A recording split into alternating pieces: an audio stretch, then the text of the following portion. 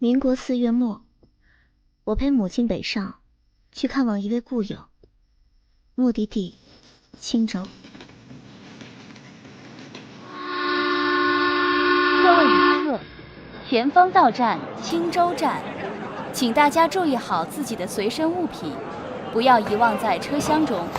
祝旅客朋友们心情愉快，欢迎您下次乘坐。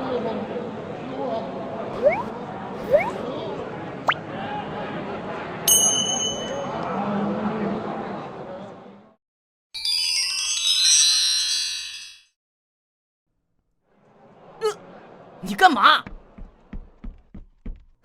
童夫人，童小姐。难道不是？是唐青柏中校吧？是。麻烦你来接我们了。夫人，别，这是我应该做的，夫人折煞我了。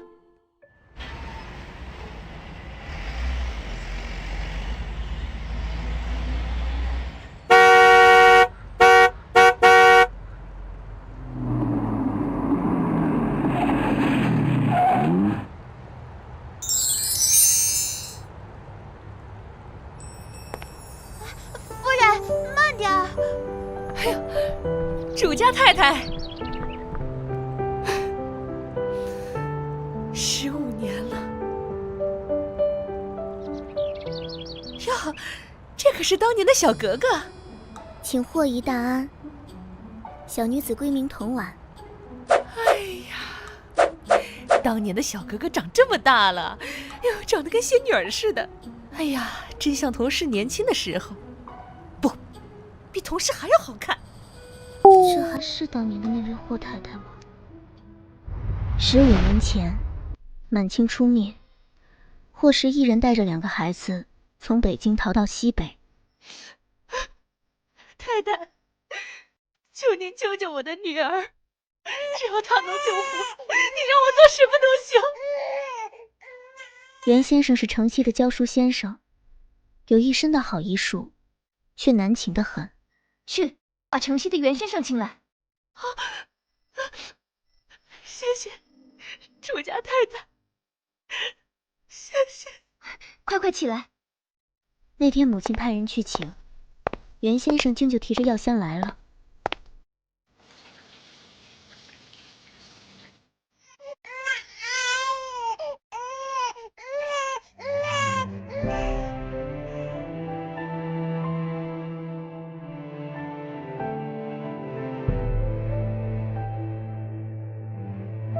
已经退烧了。太好了。就这样，才3个月大的霍灵山艰难地活了下来。霍氏为了感激母亲恩德，要做下人伺候母亲，母亲未允。不要再说报答不报答，都是做母亲的。如今乱世，你还带着2个娃娃，这银子替他们寻个安身立命之处吧。当年要不是您收留我们娘仨儿，哪有我的今日？如今的霍氏连哭泣都透着凌厉，而记忆中的那个霍氏已模糊了。主家太太，还能见着您，我死也瞑目了。胡说，好好的，什么瞑目不瞑目的？啊，对了，童婉有人家了吗？还没有，我只这丫头一个，真要那么早嫁人，我可舍不得。那是，童氏这样好的人品，出来的丫头肯定百里挑一。这样的好姑娘，还没有许人。那主家太太啊，可得好好挑，咱们金枝玉贵的格格可不能随便了。那我们家金铮还是有机会的。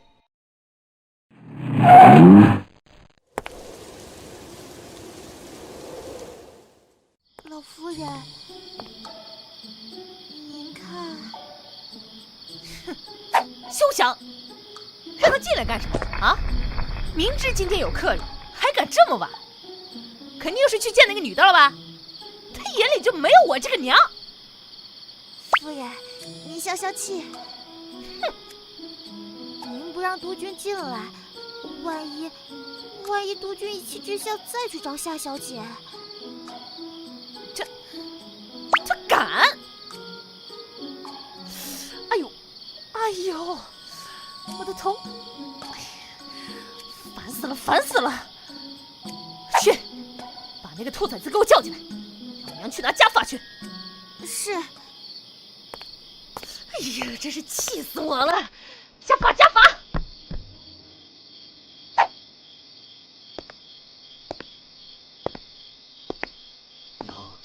娘，我错了，您就饶了我这回吧。我今儿个军部真有事儿。有事？你是去见那个女学生了吧？啊，还敢狡辩？真当我不敢打你？你这个，你，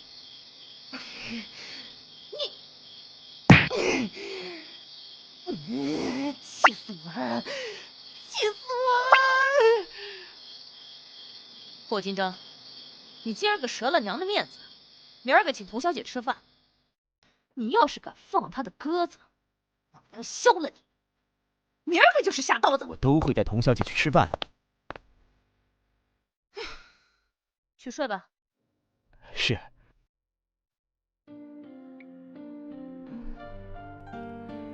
口好渴啊，还得下楼，真麻烦。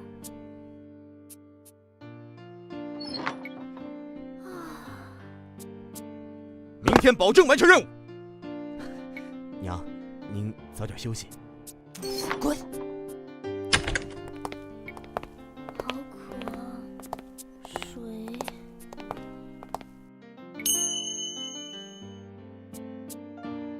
他，小格格。这个男士是他。是谁？我知道了，他是霍金征。好久不见，那个你什么嘛？这么多年没见，好歹也打声招呼呀，真没礼貌。切！早上好。老哥，要不要跟我和婉姐姐一起去大洋百货啊？不要。啊？为什么？我要出去办事，没空。可是，林珊，我换好了。哇，好漂亮啊！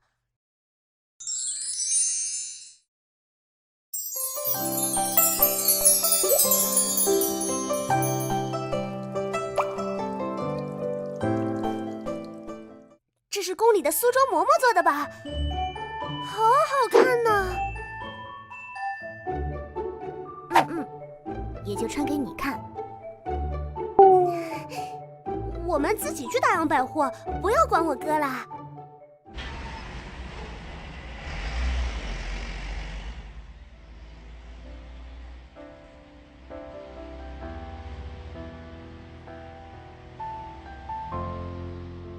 他好像非常讨厌我呢。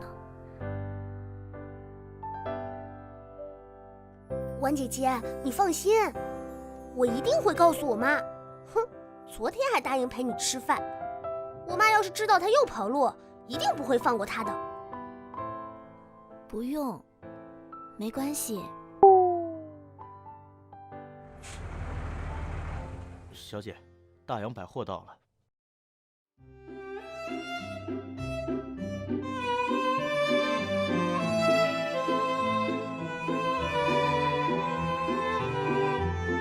大洋百货，青州首富邵正堂名下的资产，海内外商品应有尽有，因此深受青州贵妇的追捧。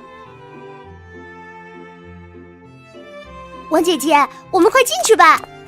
好，好，好，你慢点儿，没人和你。哟，这不是灵珊吗？婉姐姐，我们不逛了。哎，灵山，怎么看见郑大哥就要走啊？哎，郑科长，灵山小姐旁边那位小姐好生漂亮呢。小姐好气质啊！哼，恕郑某眼拙，不知小姐府上是哪一位？做个朋友可好？我婉姐也是你能认识的吗？郑永荣，本小姐没工夫在这跟你耗时间，让开！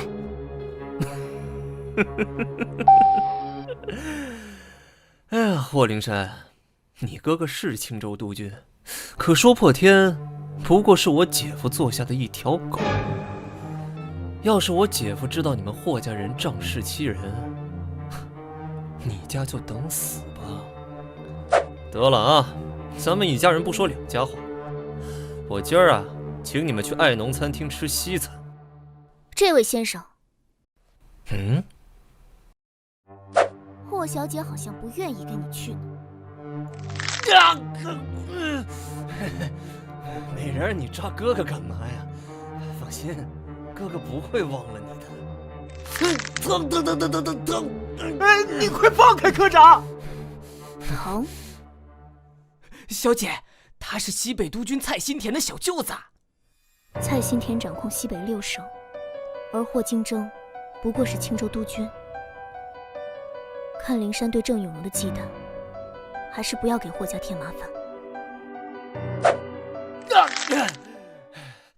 科长，灵山，我们走。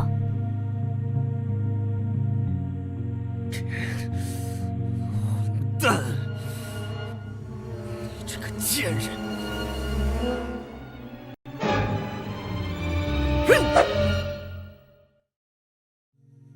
太大意了。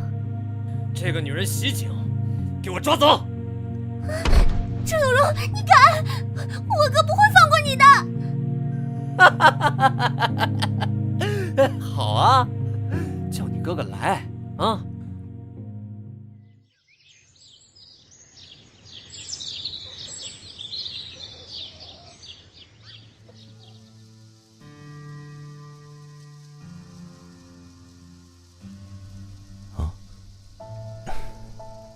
你说什么？散会！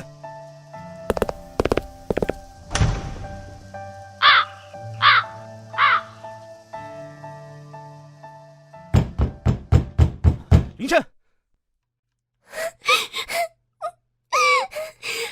姐姐被郑永荣抓走了。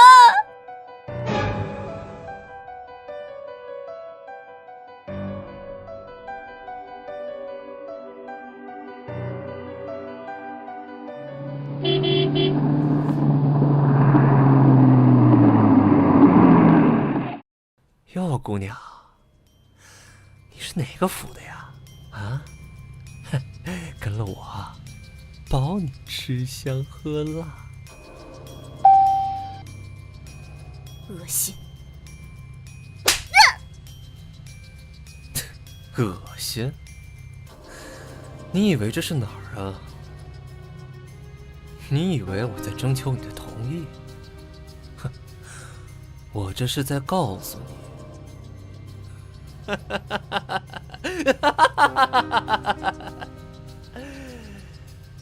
臭女人，今儿你要是不同意，爷就活生生抽死你！灵山，快来救我！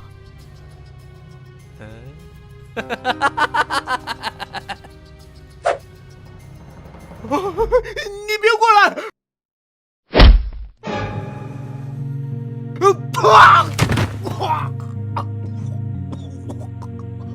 谁？霍金征。督军，婉小姐在那里。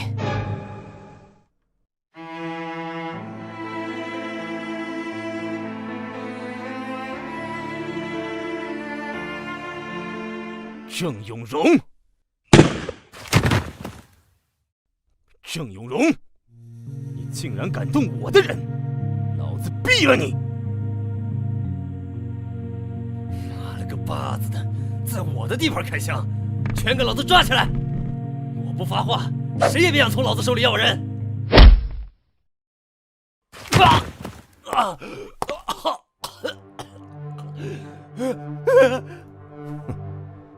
郑永荣，这是老子的地盘，老子想要谁就要谁。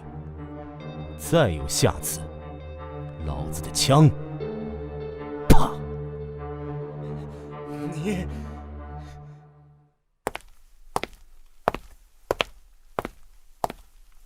督军，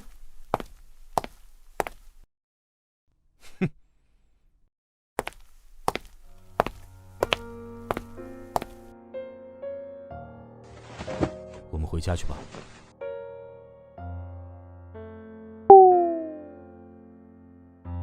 你，对不起。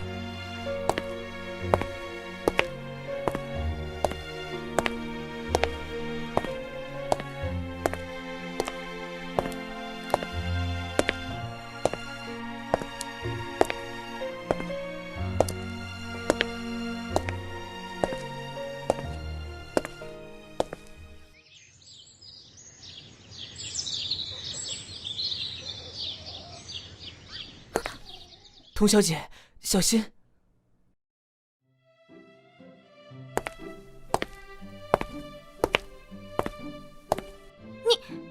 你这个人真是……脖子好痛。对了，那时被那个男人袭击了后颈，一定会有淤伤。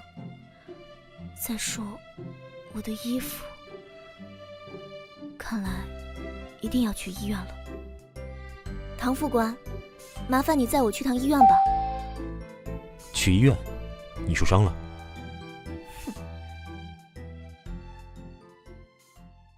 这怎么回事啊？啊？怎么伤得这么严重？郑永荣这是欺负我们霍家没爷们吗？啊！妈，您说的哪里的话？我不是吗？闭嘴！是我抬头太猛，不小心伤了的。不关督军的事，脖子是我自己弄伤的。我姐姐，都是我的错。如果……你过来。怎么了，额娘？你真的没事？真的没事。他的脖子虽然有损伤，但也不至于戴保护套啊。他这是故意的。他就是仗着母亲的喜欢来折磨我。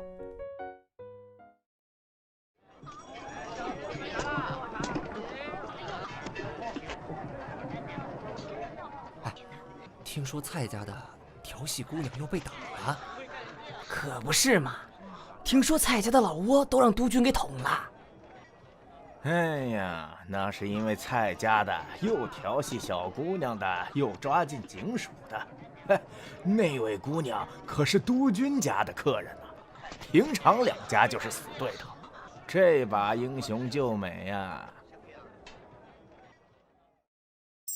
看来霍督军又有新宠了。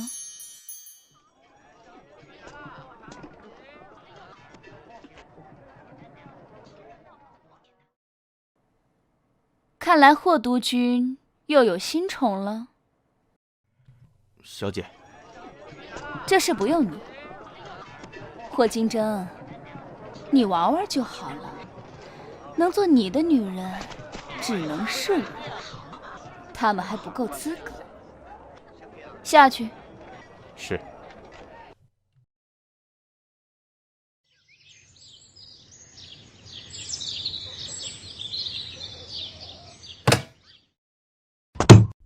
蔡新田，好样的你！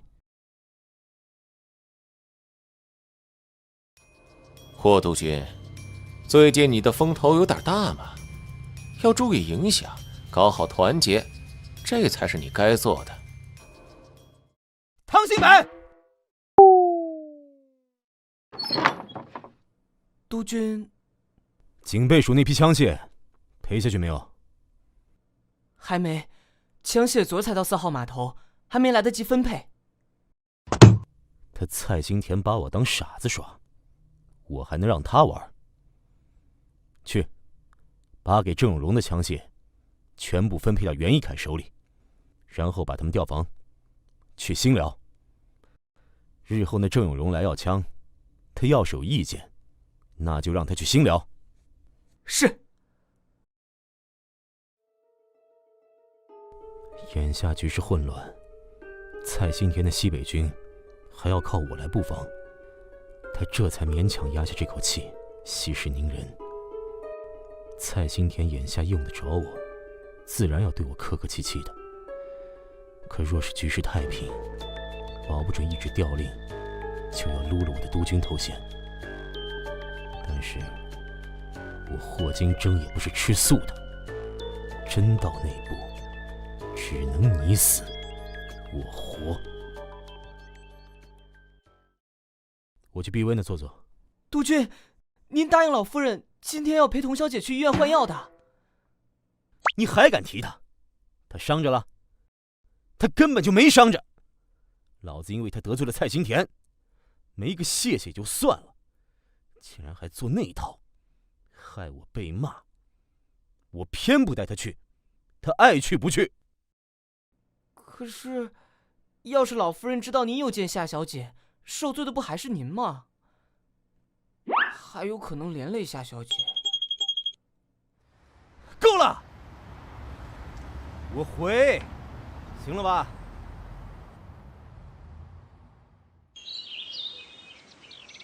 黄妈，这橘子我先拿到客厅去了。好。督军今天怎么这么早就回来了？童小姐在哪？在客厅。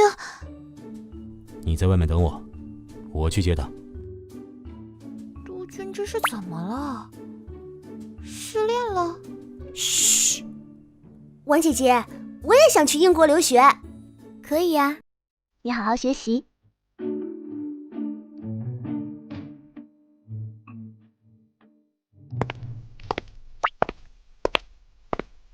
你给我坐下，这死脸色给谁看？梧桐，给督军倒杯水。来来，我们继续刚刚的话题啊。如今不讲女子无才便是德，学习文化可是一辈子的大事。督军，你的茶。他的保护套拿下来了。什么时候？果然，他果然是在戏弄我。听说童小姐留过学？是的，我在英国学了2年东西方文学史。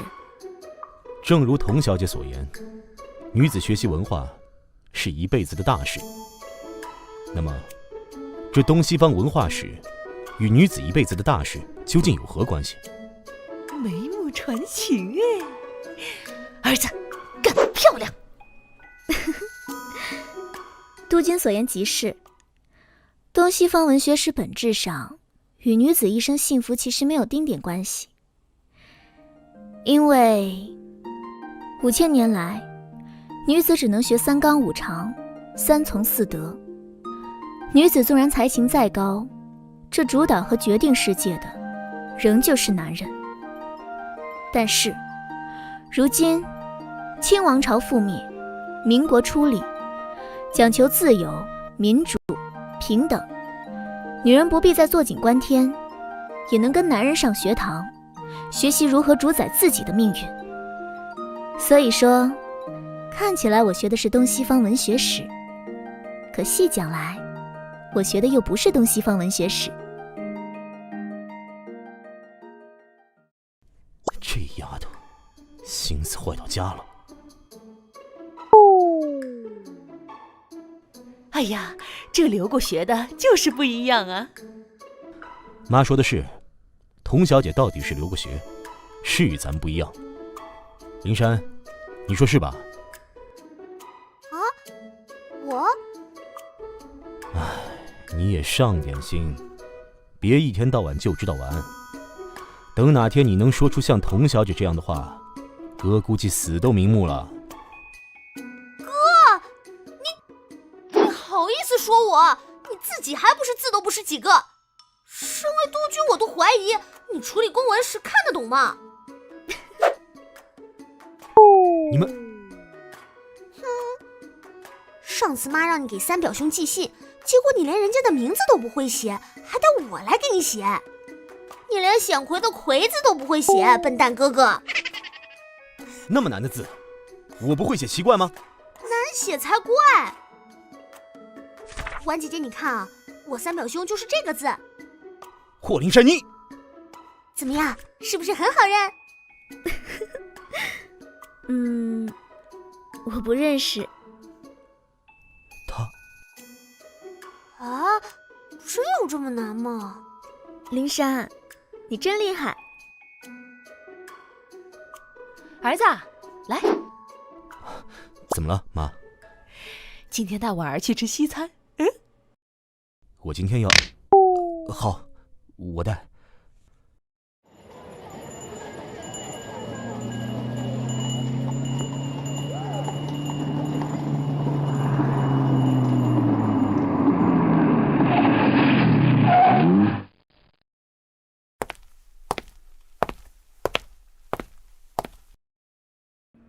小心。谢谢。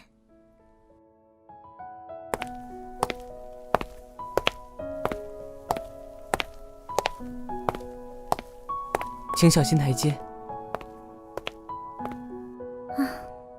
不用猜，这顿饭必定是霍夫人逼他请的。请这边走。这么看来，这个督军比我想象的还要讨厌我。疼！对不起啊，我走得太急了，你没事吧？十分抱歉，要不我还是送你去医院吧。啊，我没关系，你怎么样？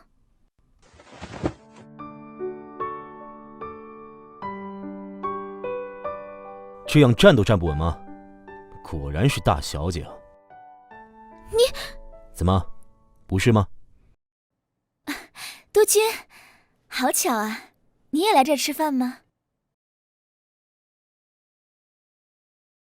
梁子小姐，你好。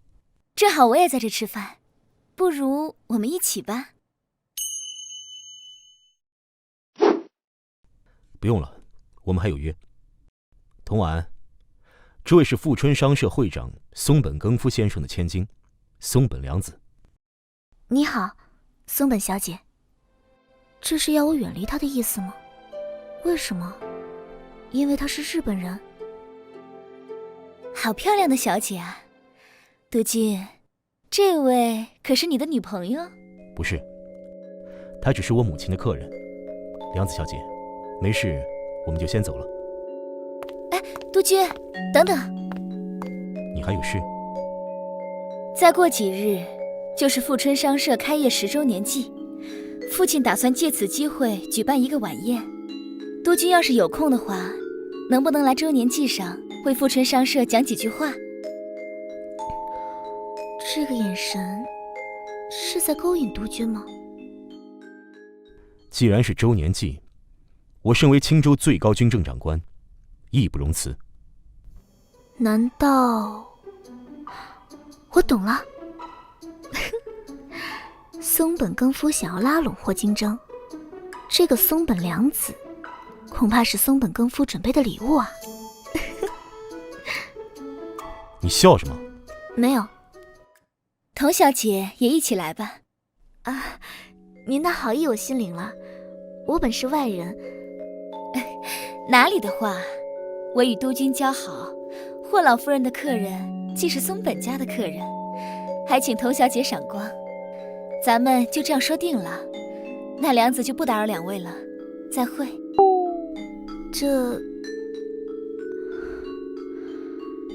这个女孩不简单。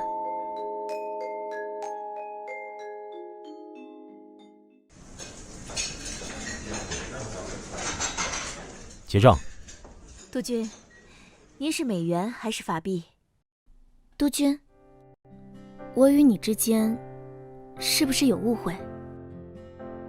误会？你先下去。是。我们之间有什么误会？督军，你是不是对我非要戴保护套，特别不明白？是的。想必督军您忘了一件事，我家可是满洲旧氏。虽说如今是新社会，可是家教门风却还是旧时封建。我母亲从小更是遵从礼教，对于女子的清誉格外看重。我进了监狱，母亲本来就心有芥蒂，若看到我领口大开，恐怕到时就要带我回魏良。闹到那种地步，不说督军的颜面，霍夫人那里也不好交代，几十年的交情恐怕就散了。督军，你没事吧？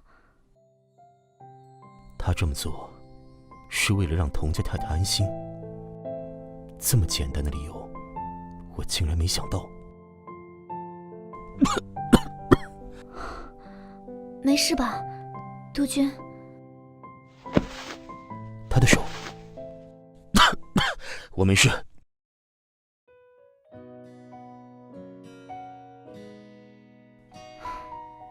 看来督军还在生婉儿的气，那打扰了。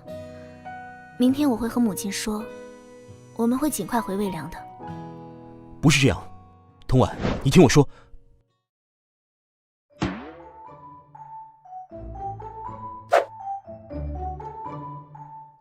那个，我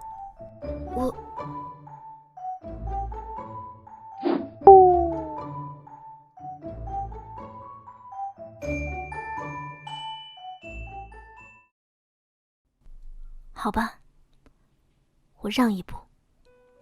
督军，是我的不是。那一日在医院里，我若交代清楚，也就没有后面的事。以茶代酒，能不能不要生婉儿的气？人家都放低姿态了，我若还揣着，那真不算个爷们儿了。童小姐，这事儿是我做的不是，没有为童小姐考虑，还误会你。要说道歉，是我该道歉才是。童小姐，对不起。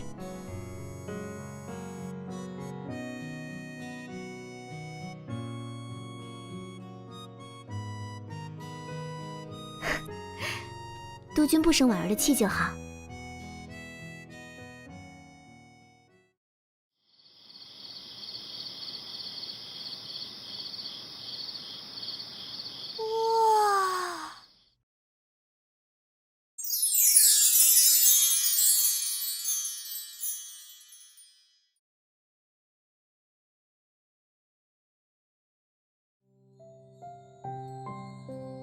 这身旗袍很衬童小姐。童小姐，妈，我也要穿旗袍。很荣幸成为你的舞伴。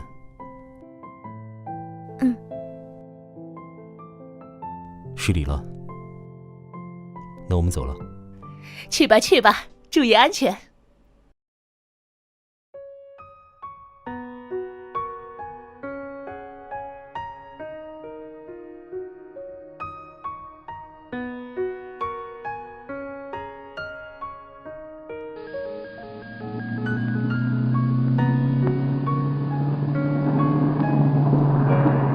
童小姐紧张吗？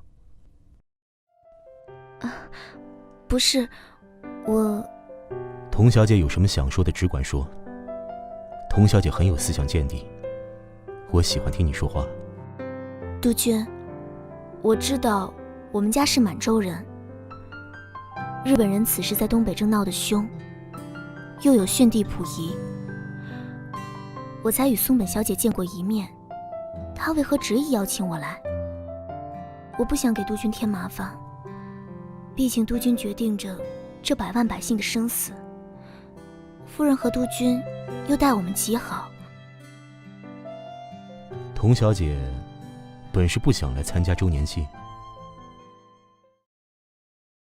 童小姐本是不想来参加周年祭。是。童小姐，我倒想借你满洲人的身份一用。我的身份？为了打探松本耕夫的虚实，这几年东北多了个伪满洲国，你可知？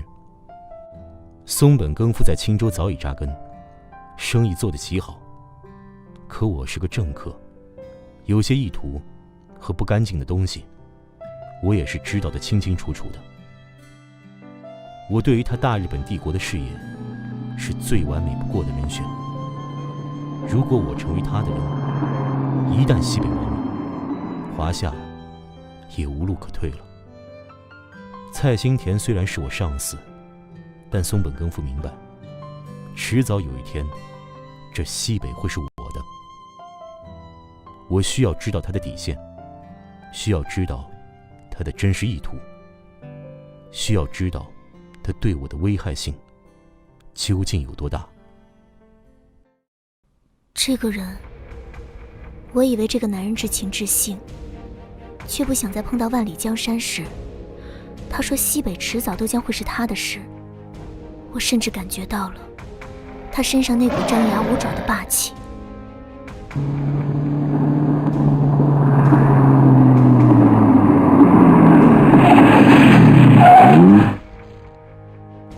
童小姐，我们到了。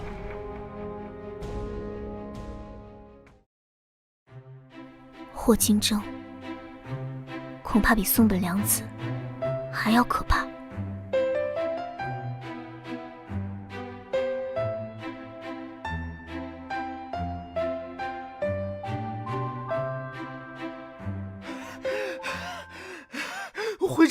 会长大人！霍督军，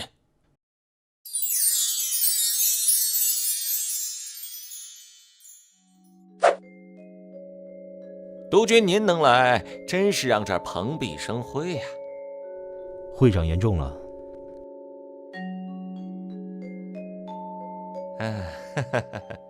各位来宾，欢迎各位莅临我富春商社的周年祭。下面有请青州督军霍长官为我们致开场词。各位来宾，你们好，我是霍金征，很荣幸由我来为富春商社周年祭致开场词。富春商社在青州已有10年历史，经历过风风雨雨。这样烂俗的发言，却能讲得这么霸气超然。举手投足之间，仿佛台底下站着的是千军万马，而他是那万军前面的头一人。这样的男人真让人着迷。童小姐以为如何？凉子小姐，难道童小姐不觉得吗？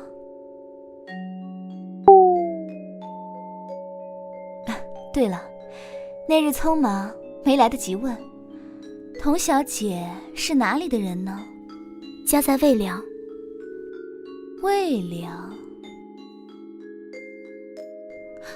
魏良，是巧了，我的表兄有一位中国朋友，便是魏良人。每次写信来说学堂生涯，几乎都会提起这位姓于的先生。姓于？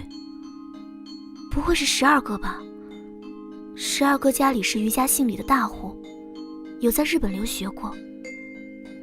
怎么？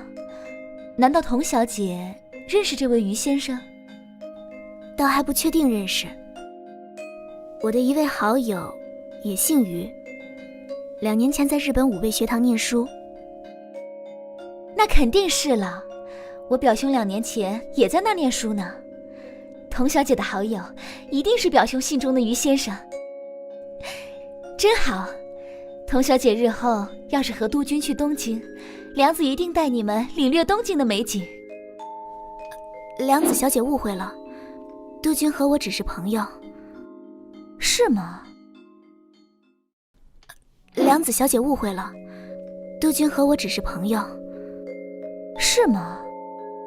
督军去监狱救童小姐的事情，这青州上下谁不知道？只怕全青州城的人都会把你当成霍督军的女朋友吧？督军，聊什么？这么高兴？良子在同童小姐说督军的魅力呢。良子小姐可不要胡说，我不过一介莽夫，哪里来的什么魅力？他就是个政客，不折不扣的政客，怪不得在车上，他对我的拒绝那么的不在乎。这一手霸王硬上弓，玩得可真漂亮。现在所有人都会误会我是他的女朋友，松本良子又有12个做引子，还愁找不到接近我的法子，再利用我，再去接近他，这便是他想要的。那东北的伪满洲国，本就是日本人扶持的，想要童家不被松本家纠缠，这是逼我只能和他合作，并用着满洲人的身份和他演这场戏。霍金征，你竟然利用我！童婉，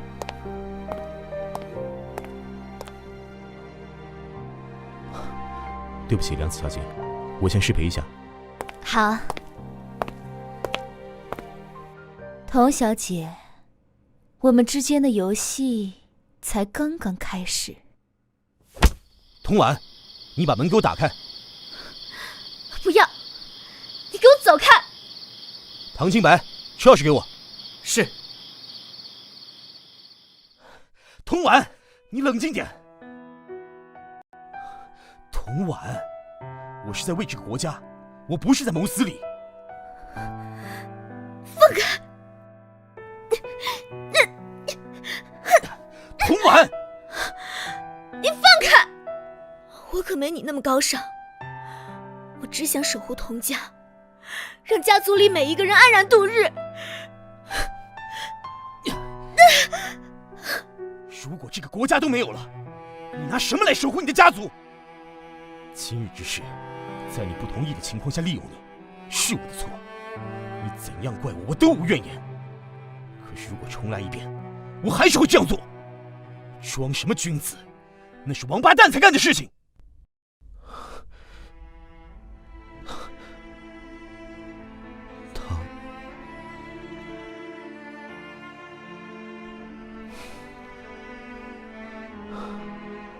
童小姐，我失控了，抱歉。唐清白，回去吧。祖宗保佑，我当年救的是霍夫人金桂兰，不是别人。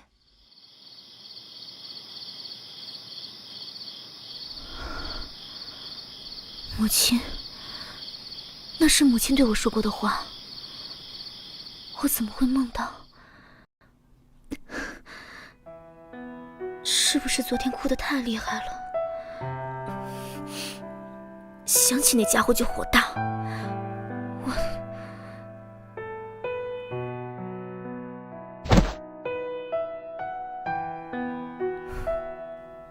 童家已经败落，人身处当下乱世，安身立命，不给祖宗蒙羞。这才是母亲的担心。如果靠上了霍金征，这是保住家族最好的捷径。他想利用我，可我对他……霍金征需要我的身份来探松本良子的虚实，我又比他能好到哪儿去？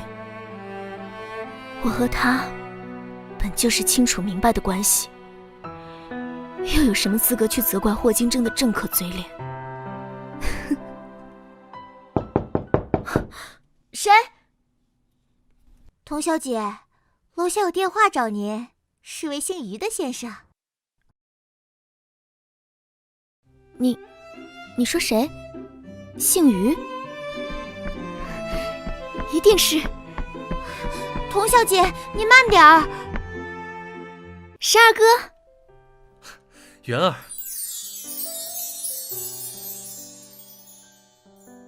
果然，只要听到十二哥的声音，就觉得好温暖。我这阵子太忙了，直到今天回家我才知道你去了青州。哼，莫不是故意躲着我？嗯？怎样，丫头，还好吗？十二哥，我怎么会躲着你？婉儿好想你，人家钱儿哥还给你家打电话问过你呢。傻丫头。对了，十二哥，跟你打听一个事情，你在日本有没有姓松本的朋友？是有一个，我关系最好的同学就姓松本。我跟他上下铺。哎，说起来，他跟我说过，他有个远房叔叔就在中国。世间竟有这么巧的事情，我以为他是为了故意接近我，事先做了调查。这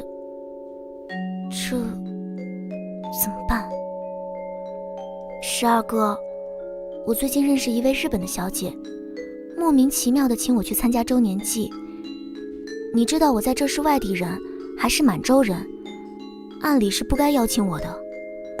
在周年祭上，我以为他是暗地调查我，所以知道我有朋友在日本留学，借此接近我。虽然我原来怀疑，然而现在看来并不是，好像真的是巧合。元儿，这位来自日本的小姐恐怕不简单。日后再与她相遇，切记要保持警惕。好，婉儿明白了。哎，说起来，以前怎么没有听说过您在青州还有朋友啊？你是说霍督军啊？我妈年轻的时候救过霍督军的母亲，如今应是想报答我家吧。报恩？那你们俩要不要结个娃娃亲，以身相许啊？十二哥，十二哥，他这是在故意挠我的心吗？童婉渊，好好说话。十二哥，我要是嫁了别人，你岂不是要孤独终老？看在咱们青梅竹马，你又非我不娶的份上，我得为你且守着呢。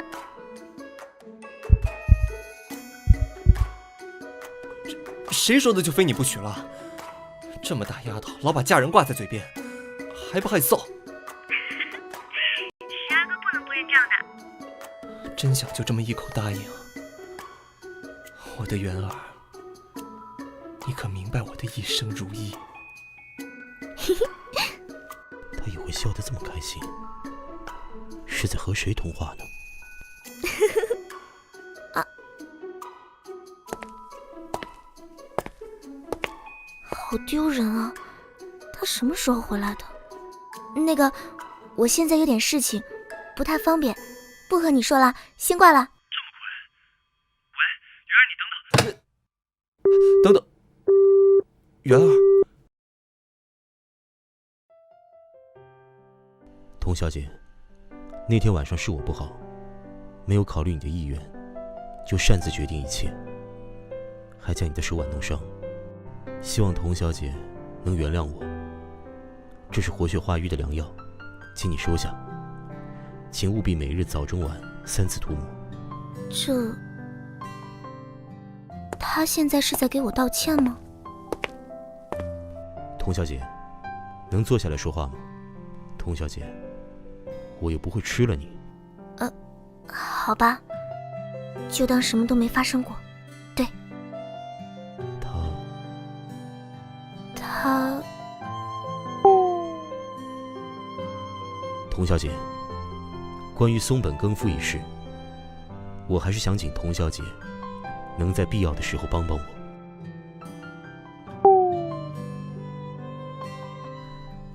霍督军，我童家是败落了，可是还远远不到随意就能让人欺凌的地步。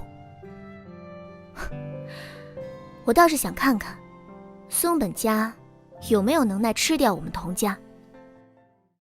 霍督军，我童家是败落了，可是还远远不到随意就能让人欺凌的地步。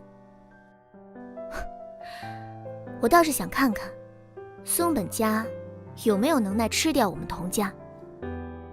我其实并没有这么想，你是明白的。哪怕你不与我合作，松本家也不会轻易放过你家的。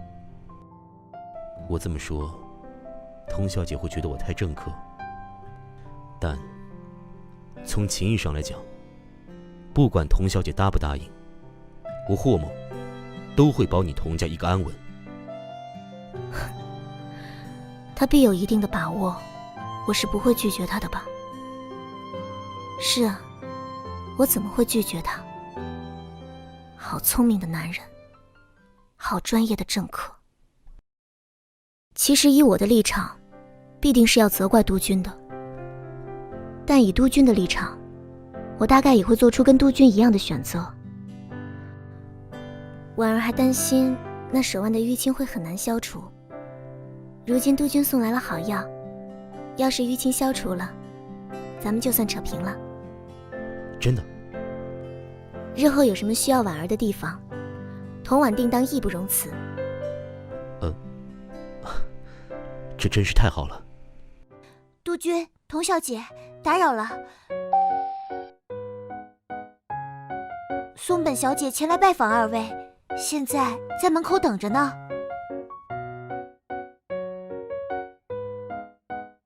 看来我们现在就要开始合作了，童小姐。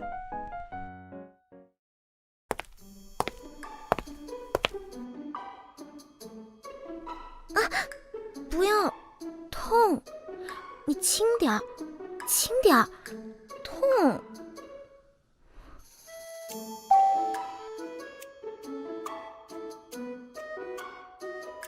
童婉，你若是再乱动，我就把你的小手都绑起来。可是，真的很痛吗？过来，我帮你吹吹。你看你，叫你乱动，又弄疼了吧？他真的是在演戏吗？好羞涩呀！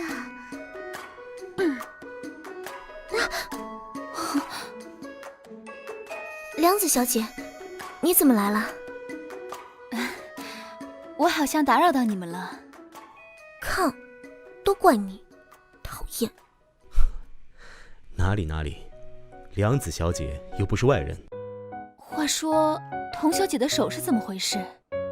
啊，你说这个，是我自己不小心弄的，涂点药就好了。什么？你自己不小心？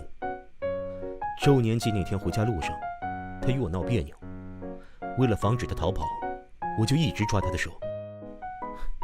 我们这些扛枪打仗的，手上也没个轻重。第二天婉儿的手就淤青了，唉，都是我的错。你还好意思说？若不是督军言语无状，我怎会与你闹脾气？哼，都怪你，反正就是你不对。他这个样子，还真是可爱至极。是，都怪我，我承认都是我的不对，你都对。不许笑，不许你笑。那个，看来今天梁子来的确实不是时候。督军和童小姐先忙，梁子今日便告辞了。哪里有刚来就走的？太说不过去了。不是梁子打扰二位了。啊，对了，童小姐，我今天本是想找你一起去逛那月仙房的，不过现在看来，今天恐怕是不行了。不知你下周是否愿意一同前往？听说那里头的胭脂呀，都是纯手工，一点一点用各种花卉打磨而成的。童小姐，你肯定会喜欢的。好的。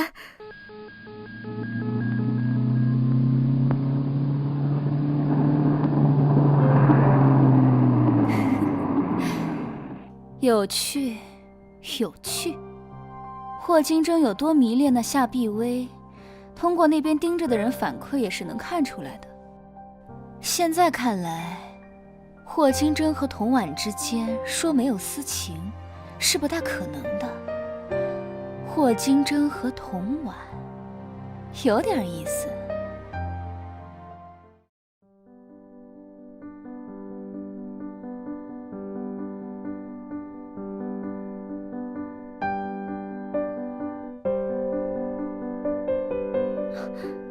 这淤青真的消了呢。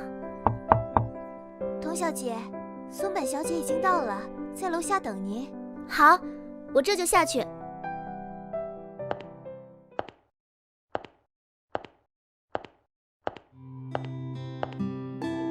哇，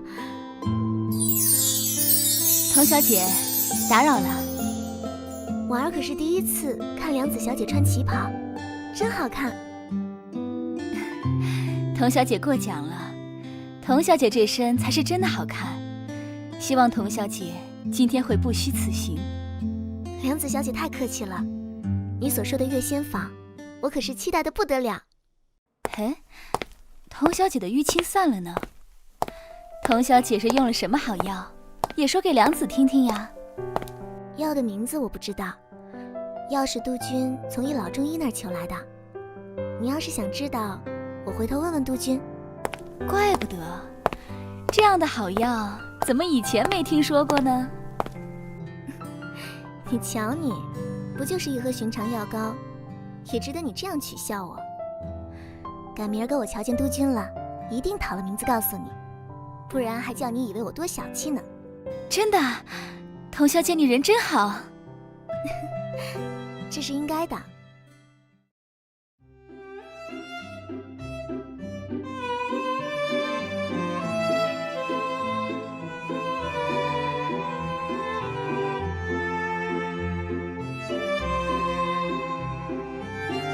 老板，我要这个。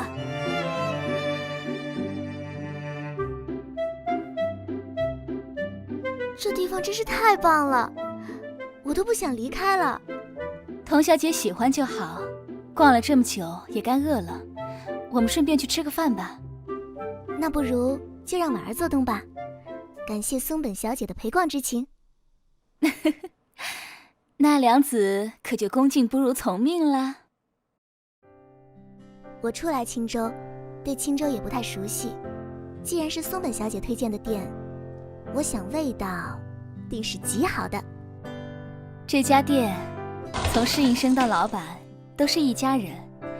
刚才布菜那个姑娘叫美和，是老板的女儿。别看她年纪小，她很小就出来做事了。我父亲也很喜欢来这里，说这里做的菜有家乡的味道。我从小离家，在中国长大，对日本家乡的记忆已经模糊。对于父亲口中所说的家乡的味道，其实不是很敏感。可是父亲喜欢的，我便要喜欢。纵然我更喜欢妈妈做的中国菜，可如果非要选择，我还是毫不犹豫地站在父亲一边。如果我的母亲不是中国人，是不是一切都会好？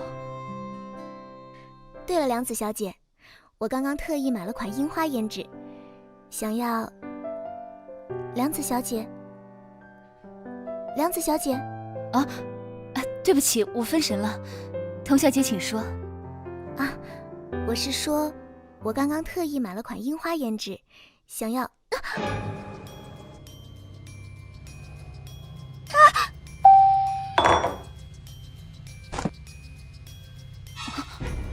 何をしてるの？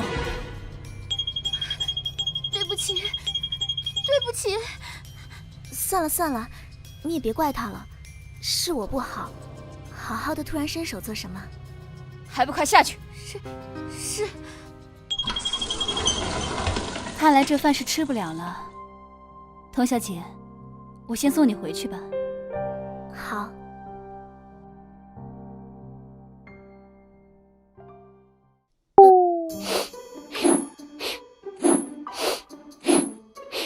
酱油？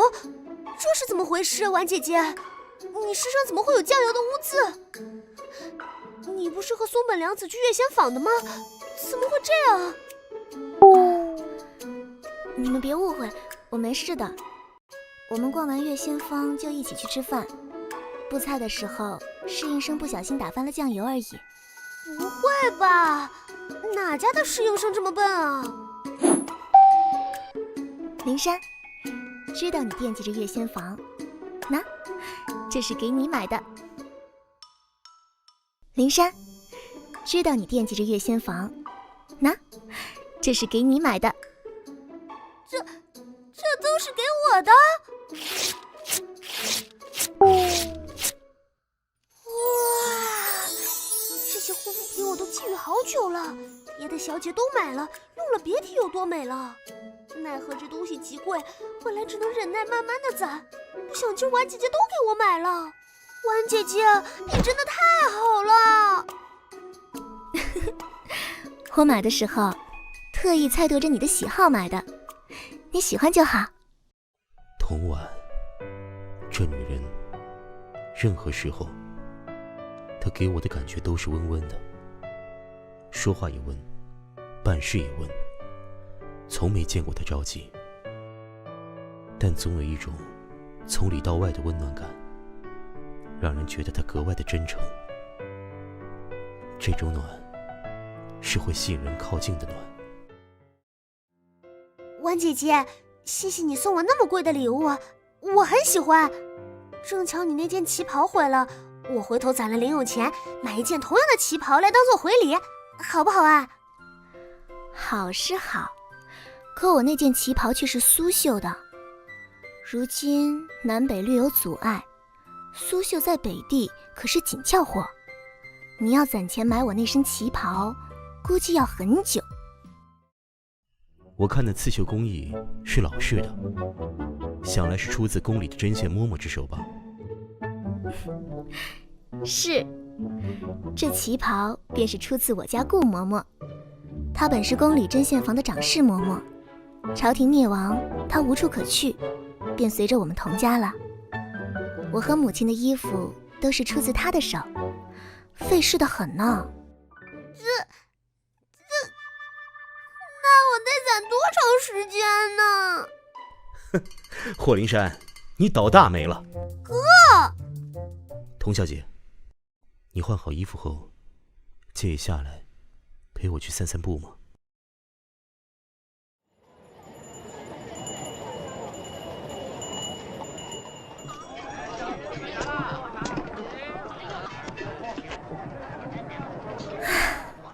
夜晚的青州真有趣，我还是第一次这样仔细的看它。好热闹啊！童小姐，我是个粗人，若是有什么做得不周到的地方，还请你谅解。啊？哪有？您多心了。我的神经也不细，若是哪里让督军觉得不舒服，督军也一定要说出来。童婉不是娇柔造作之人，绝不会存心让人不舒服的。我有个疑问，那一日在监狱门口，童小姐为什么对我那么冷淡？我对督军冷淡？这是从何说起？我还没怪他对我动作那么粗鲁，还居然嫌我对他冷淡。就是那日我抱了你出监狱，我想看看你的伤势，结果你很冷淡地拒绝了我。督军，那我也想问问你，出监狱后，你为何突然就将我扔到地上？我扔了你？我几时扔你来着？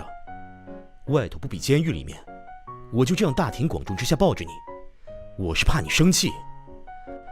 再说那会儿在里面，我只顾着跟郑永荣呛声，也没仔细看你是否受伤。我放你下来，也是想看看你有没有受伤。啊？我可是堂堂青州督军，结果他还是被人抓了。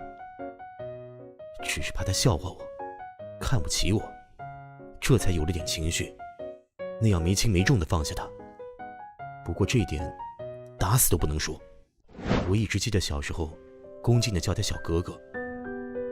如今我早已觉得自己足够强大，再也不用对他卑躬屈膝。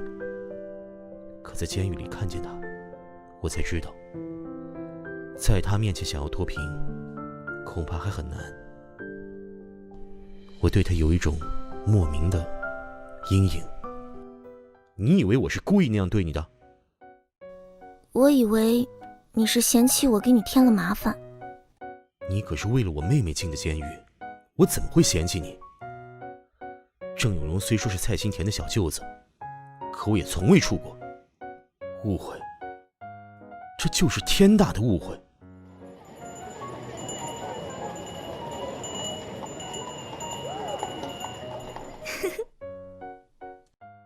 话说，那个酱油字是怎么回事？现在想想，你也觉得奇怪。奇怪，我被泼了酱油，松本凉子第一反应是站起身，严厉喝骂那个侍应生是怎么办事的，而那个侍应生却一直对着松本凉子道歉，而不是我。言语之间十分的惶恐。松本凉子让他出去，也十分干脆利落，并未询问过我，举手投足威严十足。那一瞬间爆发出来的气势，不像是商家小姐，倒像是什么帮会的首领。蔡新田滑头一个，从来都是只进不出，而松本耕夫竟也一点都不介意，仍该送的送，该捧的捧。福川商社周年纪念日，蔡新田却一路反常，居然给松本耕夫送了一份大礼。我也派人查过了，礼物很重。两个原本不相往来的人，突然有一天在人前态度亲密。童小姐，你觉得是为何？也许他们私底下并不像表面那么冷淡，或许他们之间已经达成某种协议。协议？蔡新田早就想除掉我，而松本耕夫拉拢我多年，也不见成效。蔡新田至少现在是不会跟日本人合作。那么，他们之间唯一的共同目的，那就是我。想干掉我？蔡新田，你有没有那个能耐？童小姐不愧留过学，不辱这份名声。这可是难得调戏他的好机会。督军，这与我留学并无关系。您那日说过，我所学的于女子来说，是半点关系都没有啊。童小姐，这事我已经跟你道过歉了。女人都这么小心眼，你也误会过我。我说过什么吗？督军，我今天才知道，你和灵山确实是一母同胞，连生气时的神态都一模一样。你少把我跟那个丫头片子放在一起，居然把我跟那小笨蛋相提并论，他是有多瞧不上我？好啦，我知道了，督军不要生气嘛。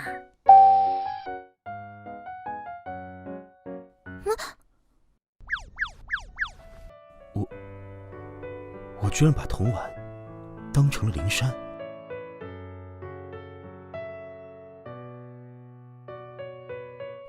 我是不是疯了？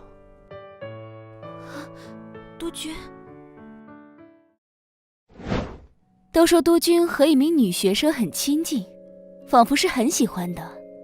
啊，我还见过督军买很金贵牌子的连衣裙，本以为是给灵山小姐的，可也并未见灵山小姐穿过。如若童小姐不是督军的女友，那想必那件连衣裙应是送给那位女学生的吧。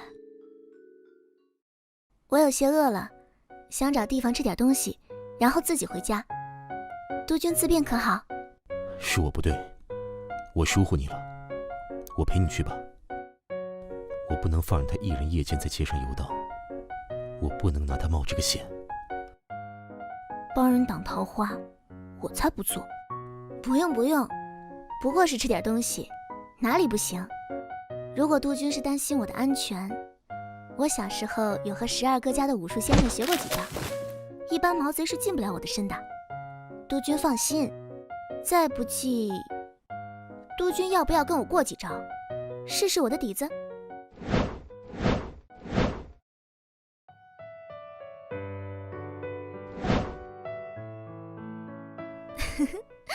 好啦好啦，督军，你再跟我磨蹭，人家小姑娘就要哭了。你好饿，这个时间，那边还有灯光和人说话声。上帝保佑是路边摊吧。酱油和葱油的香味啊！酱油面。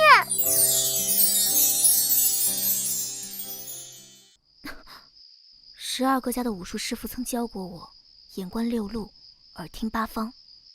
刚才有人从不远处跑过，且功夫极好。幸亏我耳力好，才能发现对方。右边是一整条街，无人走过。右边每隔几十米就有一条小巷，来人应当是从那里过的。脚步声不仅多了几分了，不像刚才那个人的好功夫。我不该管这件事。如今局势混乱，我又人生地不熟，若惹了麻烦，对我来说没有好处。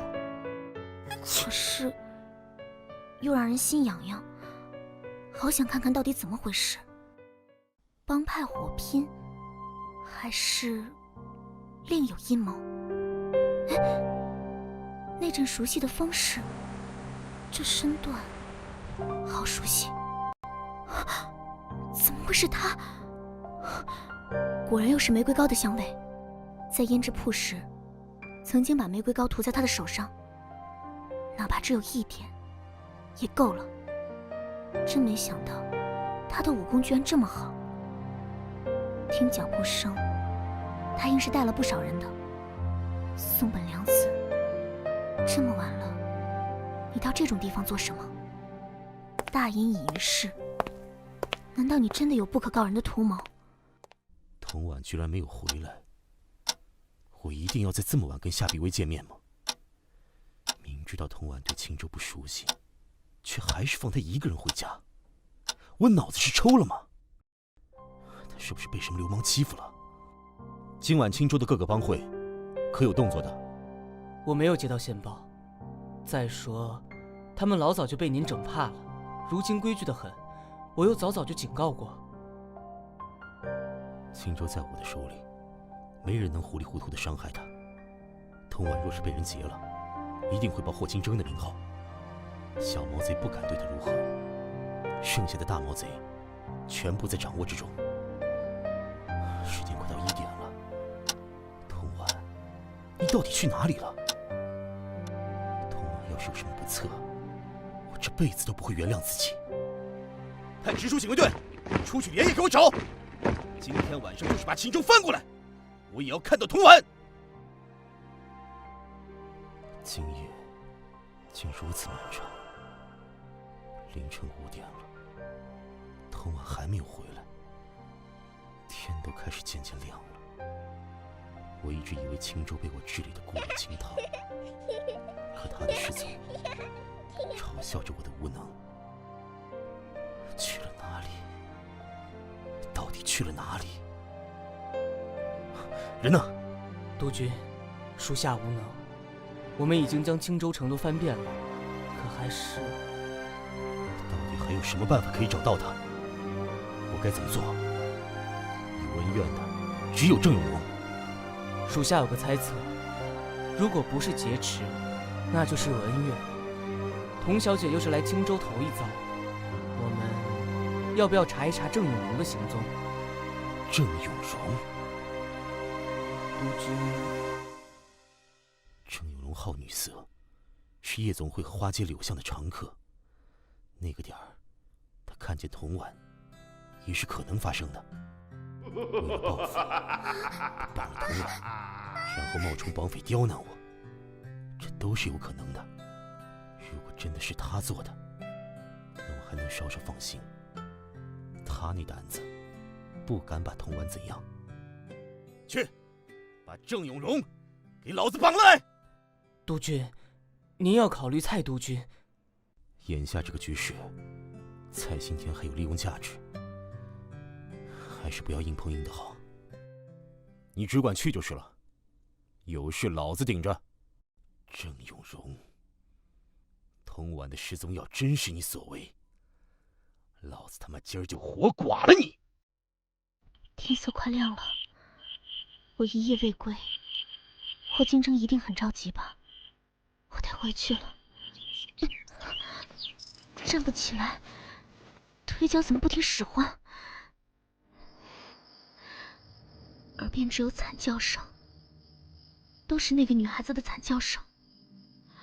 可是松本凉子怎么能那么镇定地看着手下的手术刀？难道他看不见刀下那个女孩祈求的眼神？那女孩的眼神里只奢求能放过他，让他活下去啊！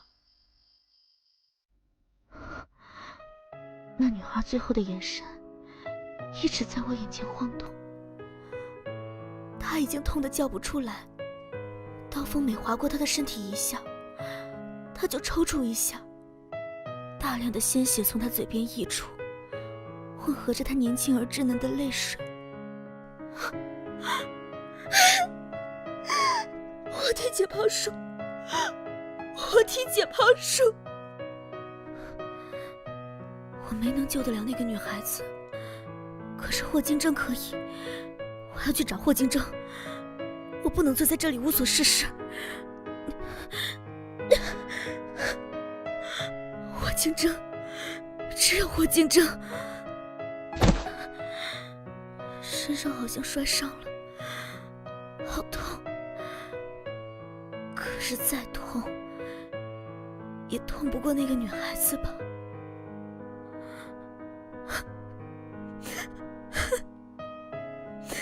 为什么？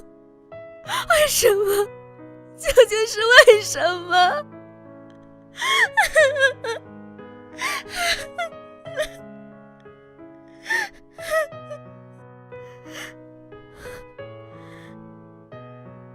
泥土里尖锐的碎屑刺进指甲，可我却仿佛没有了知觉。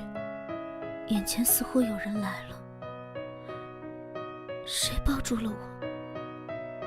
谁在喊？好用力，恨不得捏碎我的骨头一般。童婉，童婉，童婉，童婉，你去了哪里？你醒醒，童婉，童婉，你怎么了？熟悉的脸庞，眼眸因为焦急闪烁着骇人的光芒，还有他抱着我的手。霍金征，是霍金征。他到底怎么了？从没见过他这样惊慌害怕的眼神。昨晚到底发生了什么？看着他这样，我的心上一抽一抽的。童婉，是我是霍金征。童婉，你怎么了？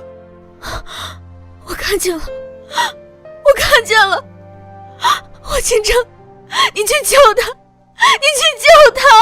他无意识的哭喊快要让我崩溃了。怎么办？怎么办？我要怎么做？童婉，我在这里，没有人能伤害你，别害怕，好吗？你看见了什么？你要让我去救谁？督军，先抱童小姐回去再说吧。不行，灵山还在，不能让灵山看到他这副样子。回军政大楼。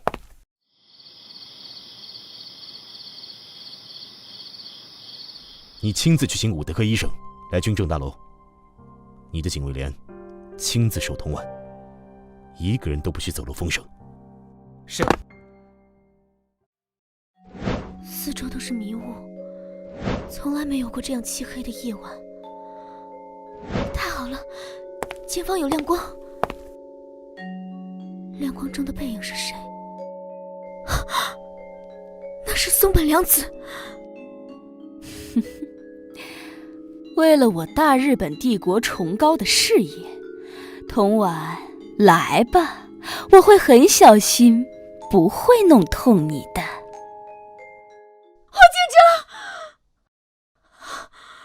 霍京城，霍京城，你在哪？霍京城，霍京城。童婉，你醒了，你看着我好吗？童婉，我在这里，没有人会伤害你。有人在耳边狠狠地大吼，嘲笑我的没用。如果我当时肯出手救他，他或许不会死。他已经死了，已经死了，他已经死了。我是霍金征。心跳得好快，眼泪越来越多，好想捂住被子大哭一场，将自己蒙进黑暗里。可是不行。你伤了嘴角，不要咬。童婉，告诉我，昨天晚上你遇到了什么？他到底是经历了怎样的痛苦，被吓成这个样子？本以为他天不怕地不怕，他死了，可那里还关了其他人。很显然，这些人都是跟那个女孩一样，是松本凉子拿来做活体实验的。我昨天晚上看见了松本凉子，不知不觉跟着他来到了做实验的地方。那做实验的地方表面上看是座民房四合院，可房中有房，居然有一条很深的地道。我避开了看守，跟着松本凉子一路下去。地道通往郊区一座废弃的寺庙，实验室就设置在了寺庙后的暗格里。那个女孩子好像是被昨天晚上抓来的，她就在她活生生的身体上一刀刀割着，有人在旁边做着记录。他们竟敢！从来没有像现在这样恨过自己只是个女儿身。霍京城，你要给他报仇，不要像我一样眼睁睁地看着。真不敢想象，如果他被绑在手术台上，任人宰割的模样。不，你做得对。如果你暴露了自己，充其量不过是给松本凉子手上多一个实验标本罢了。差一点儿，就差那么一点儿，别再这样伤害自己了。这里是我的军部，我就在外头守着你。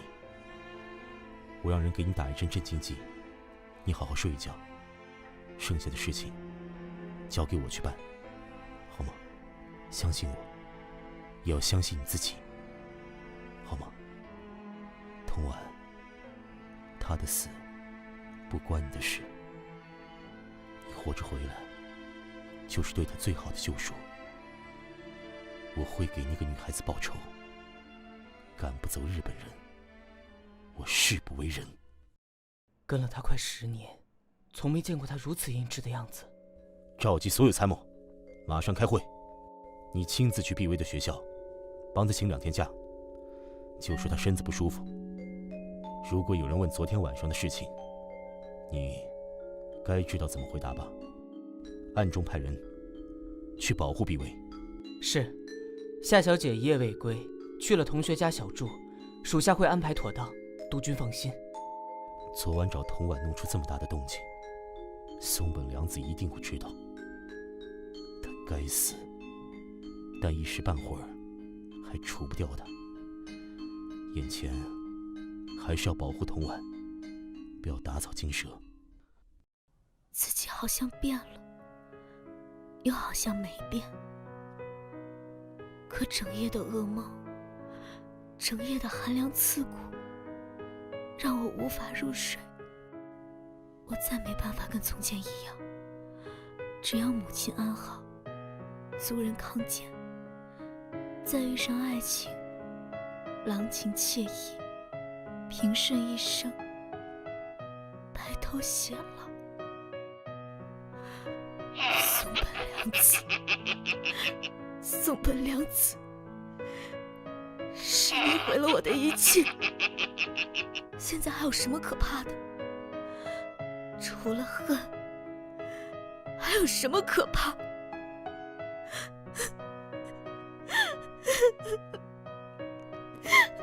童婉，做噩梦了吗？童婉，如果那晚不放他一个人回家，他就不会变成现在的样子。是我该死，我居然这样对待这个曾经如月华般温柔恭顺的女子。督军，我是不是很没用？有我在，什么都不怕。我就在你隔壁，你若是怕了，就叫我，别一个人憋着，好吗？童婉就该是属于童婉独有的样子，我没办法接受现在的童婉。童婉，不是你的错。我觉得自己真的很没用，我总是梦见我躺在他的手术刀下。督军，我是不是很没用？我怎么会变得这样懦弱？童婉，你的教养、学识，你的心都去了哪里？你到底在怕什么？是我的错。身为军人，治下百姓遭受这样的虐待，却无能为力，不能手刃日匪，是我们的错。他就那样默默地看了一整晚，还能完好的回来，他有多坚强？如果换作碧薇，恐怕松本凉子本该千刀万剐，罪该万死。可如今局势混乱，亲美派和亲日派正斗得不可开交。如果贸然动了松本凉子，别说日本人，就是北京政府，或许都不会容我存活于世。他们的眼里只有利益，没有百姓。而我如果想要有作为，就要忍耐。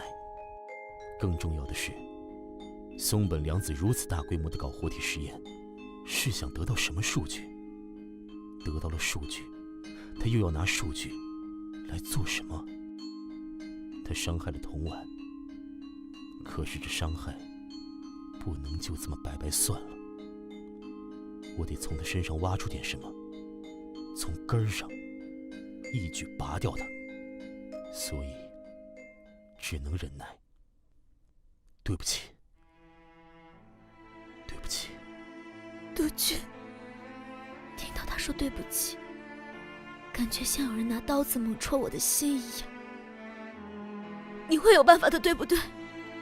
你说过你是军人，你是军人。会的，会的，我向你保证。黎明总会到来，太阳总会升起。今天你流过的眼泪，总有一天我会让他们1000倍100倍的还你。我不能看着他那样哭，我宁愿他高傲、清冷，看不起我，也不要他这样哀伤欲绝。我发誓，即使要我付出这生命，我也向你保证，我霍金征顶天立地，国在人在，国亡人亡。几天前，霍氏和同事去了余安的莲清寺上香，在端午节前一天赶了回来。饶是霍金征军务繁忙，也亲自去了火车站。婉儿，脸色怎么这样不好？哎呀，之前丰润如玉的美人儿，这才几天的功夫，本来还想着回来就跟童夫人提亲的，可是生病了。妈，夫人，你们别担心，我夜里贪凉，只是着了风寒，没事。霍金征，我们才走，婉儿就得了风寒，是不是你没有照顾好啊？怎么他俩一在一起，婉儿就出事？我在寺里都白做了。佛祖也是那只收钱不办事之人。妈说的是我执意拉着童小姐去散步，结果童小姐就着凉了，是我不好。原来婉姐姐是那天得的风寒啊！我说呢，第二天放学回来不见婉姐姐人，梧桐说姐姐昨晚着了凉，哥哥陪着去医院看病了。妈，这事儿你可怪不到我哥头上，婉姐姐着凉8成是因为松本凉子的原因。怎么好端端的又冒出来个松本凉子？就是那天，松本小姐来看婉姐姐，说请她出去吃饭，结果餐厅侍应生不小心泼了婉姐姐一身的酱油，饭没吃就赶了回来。哥拉着婉姐姐出去吃饭，这才着的凉。婉姐姐又不是日本人，吃什么日本料理嘛？松本凉子真没见识。妈，医生嘱咐了童小姐今天去复诊，我先带童小姐去医院，时间来不及了，先让唐副官送你们回去，回来一块吃晚饭。去吧去吧，路上慢点儿，我们不着急。要是太晚，你们就在外边吃吧啊！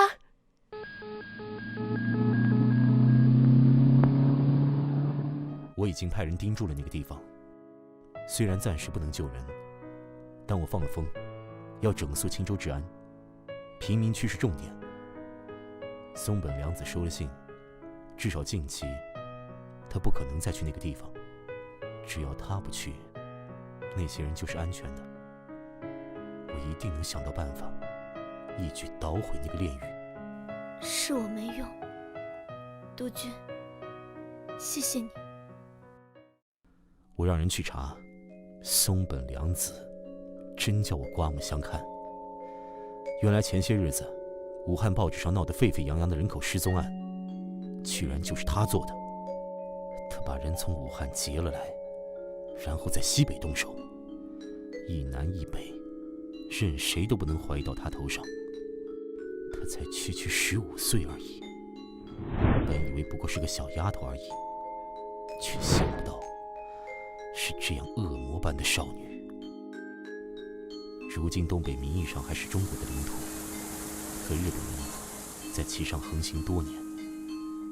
将来战事一起，若中国败了，那军阀割据，各自为政，一盘散沙。日德美俄这些西方列强，哪一个不想吞掉中国？我有心救国，也不过是个小小的青州督军，就是我的顶头上司蔡新田都跟日本人暧昧不明，何况其他军阀，谈何拿枪去战斗？总有一天，这片广袤的土地都将为我所有。不信中国人就这样贫瘠下去，不信中国人就喜欢当亡国奴，不信没有人能救得了中国。4万万人口，就不信出不来救世之才。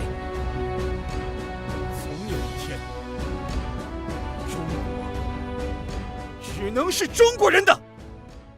童婉，你在害怕什么？你不是也相信中国不会永远都是这个样子吗？否则你不会执意出国留学，开阔眼界。连你这样的弱女子，都肯为了同胞的性命而豁出所有。还有像霍金征这样铁骨铮铮的军人，做中国的脊梁。你还怕什么？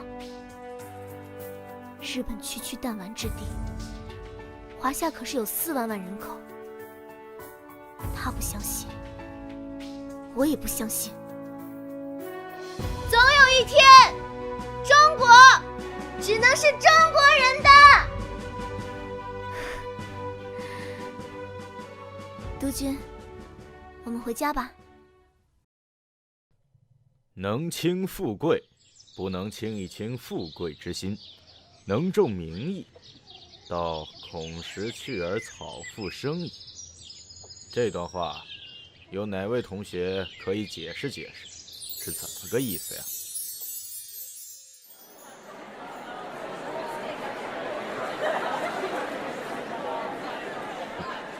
敢在我的课上开小差，胆子不小呢。好，这位同学回答得很不错。若我问你们，当你有天饿得活不下去，有个人给你一个馒头作为嫁给他的条件，你们当如何？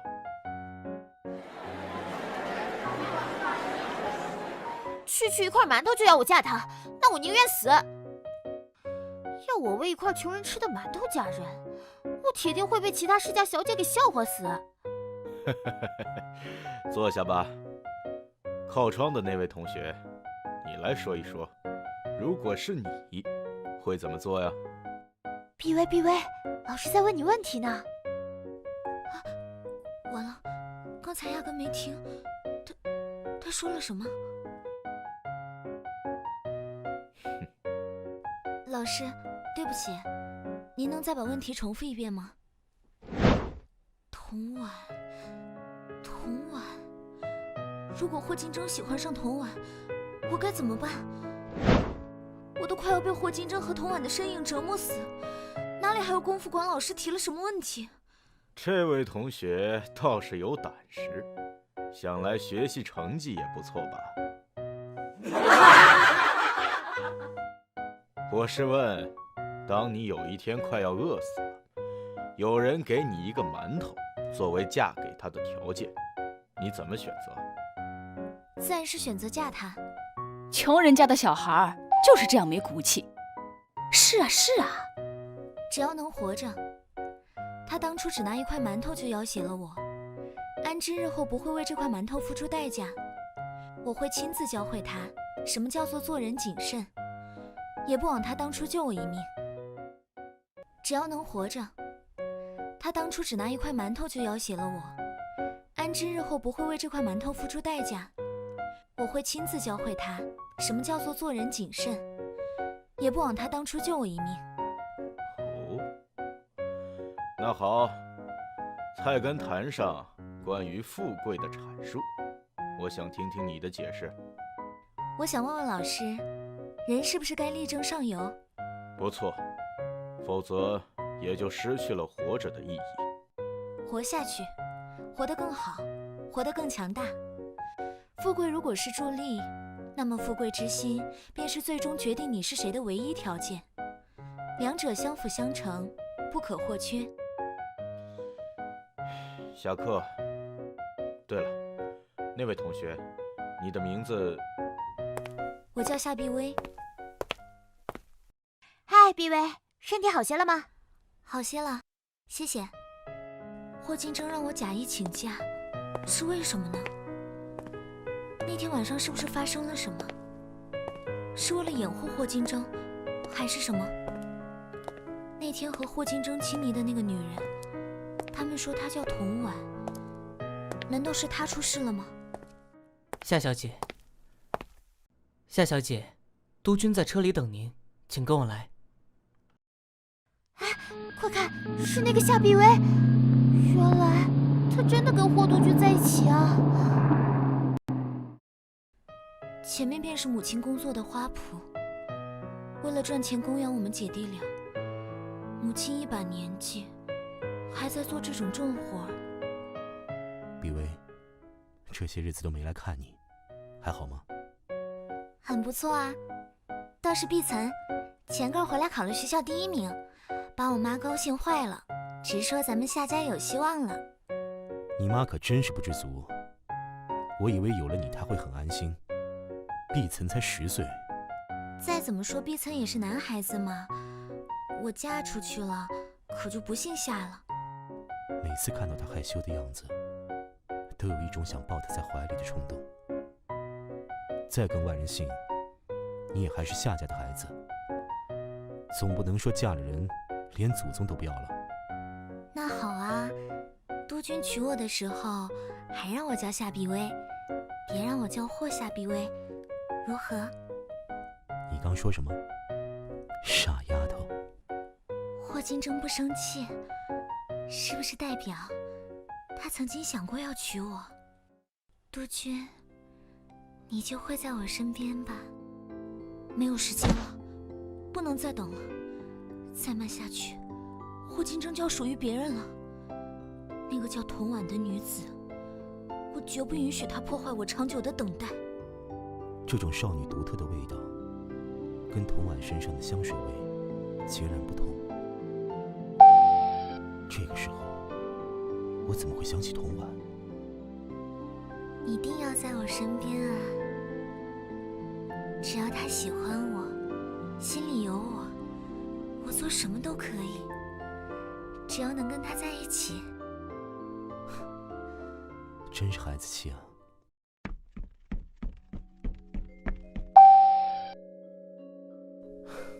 我去就来。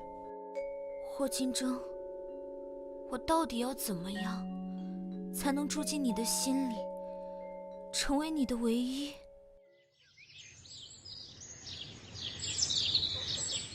松本小姐真的又来拜访了。童小姐，没事吧？要不要我叫松本小姐改日再来吧？没事。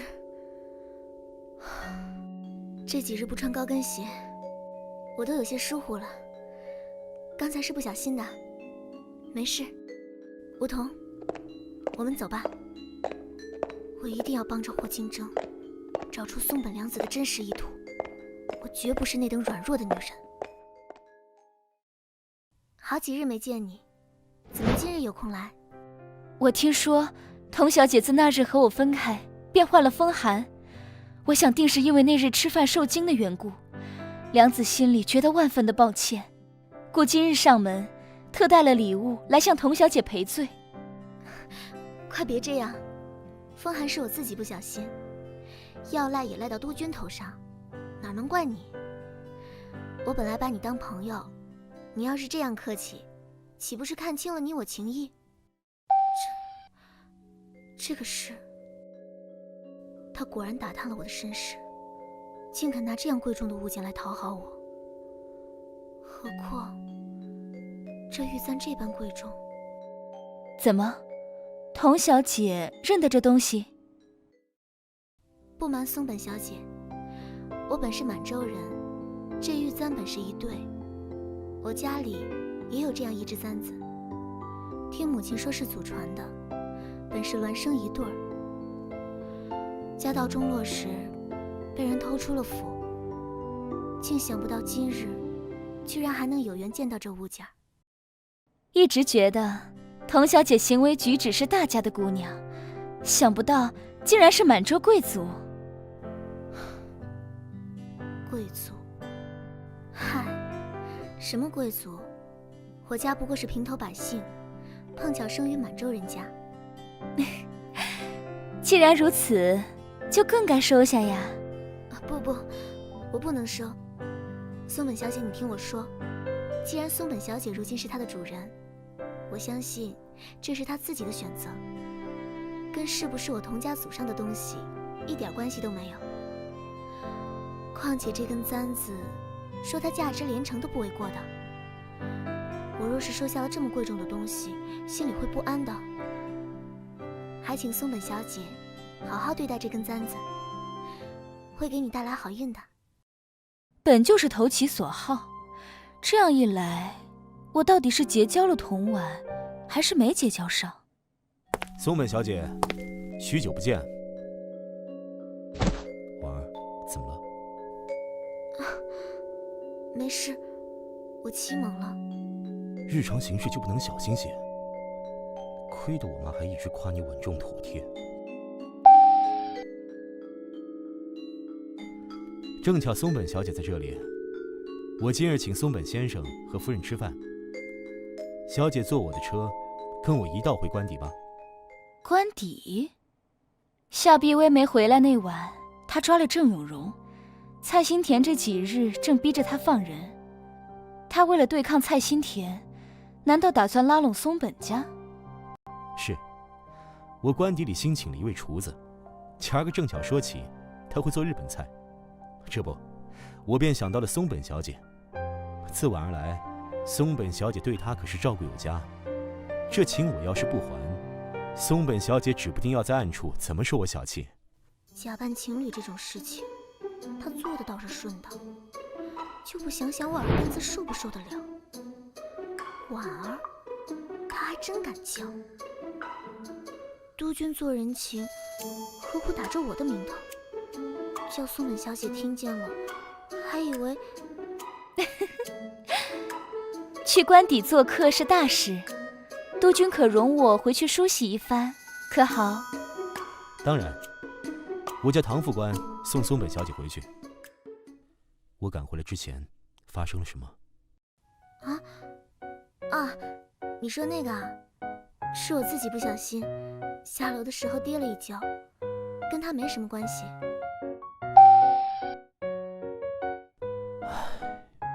看来你还是害怕。女孩嘛，还是胆小，比不得男人的。傻瓜。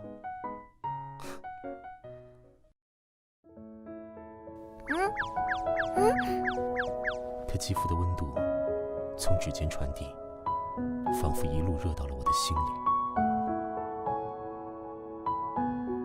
他脸庞肌肤的触感，我竟见鬼的怀念了好久。你这么讨厌我的触碰，这么不喜欢我，你们霍灵珊！没事，我没事。督军，你吓到灵珊了，站在门口做什么？还不快进来！婉姐姐，我不是故意的，我下次不敢了。这么大的女孩子了，怎么做事还这么毛躁？一惊一乍的，将来嫁人了怎么办？督军在军部受了气，刚才还说了我2句，正巧你就回来赶在他气头上，算你运气不好。好了，咱们不理他，晚上咱们出去吃你一直想吃的围炉，好不好？真的吗？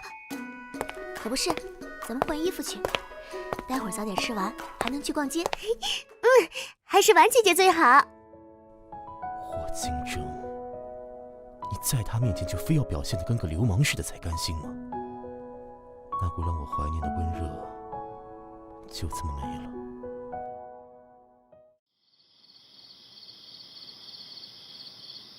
怎么不见童小姐？她本来要来，结果叫灵珊缠着去逛街了。松本先生今日能来，是我的荣幸。我最近新请了一位厨子，日本料理可是他的强项，还请松本先生帮忙品鉴一下。好美味！自从来西北后，好久没吃过这么地道的日本料理了。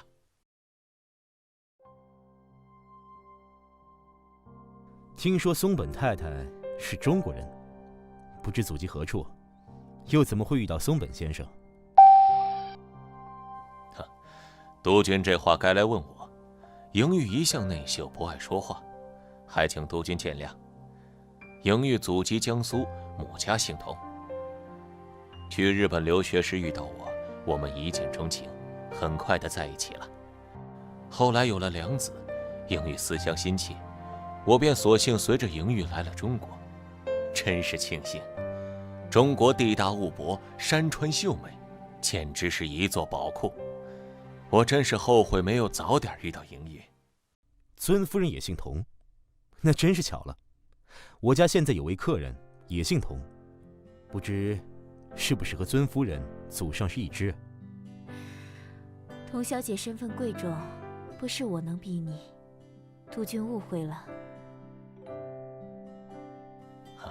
我听梁子说，童小姐是满洲旧贵，这可真是巧了。如今他们满洲的皇上在我们日本的帮助下，又重新登上了皇位，做一国执政。我太太母家虽姓童，但是可惜的很，是汉人家族，跟童小姐不同宗。童小姐待梁子极好，有什么要做的要玩的，只管吩咐梁子，他们年轻人总能说得上话。梁子小姐聪明闺秀，童小姐也是很喜欢的。梁子小姐以后多来陪陪婉儿，她很需要你这样的朋友。松本先生久居青州，经征来此不过区6年时间，不及松本先生一半的人脉。富春商社那日，连蔡督军都赏脸送了大礼，可是天大的荣耀。谁人不知蔡督军从来节制，吝啬应酬，想来松本先生与蔡督军私下应该关系很好吧？督军言重了，蔡督军乃我西北6省督军，我怎么敢与蔡督军攀关系？蔡督军那日送来的贺礼着实贵重，我还忐忑好久。正巧梁子陪莹玉去西安游玩，我便挑了回礼，让梁子带去了督军官邸，答谢蔡督军。其实内心着实不安呐。哦，松本先生客气了，蔡督军看重先生，说明先生定有过人之处。今日我请松本先生来做客，还希望我们日后能够愉快相处，共同为青州的美好明天尽一份力。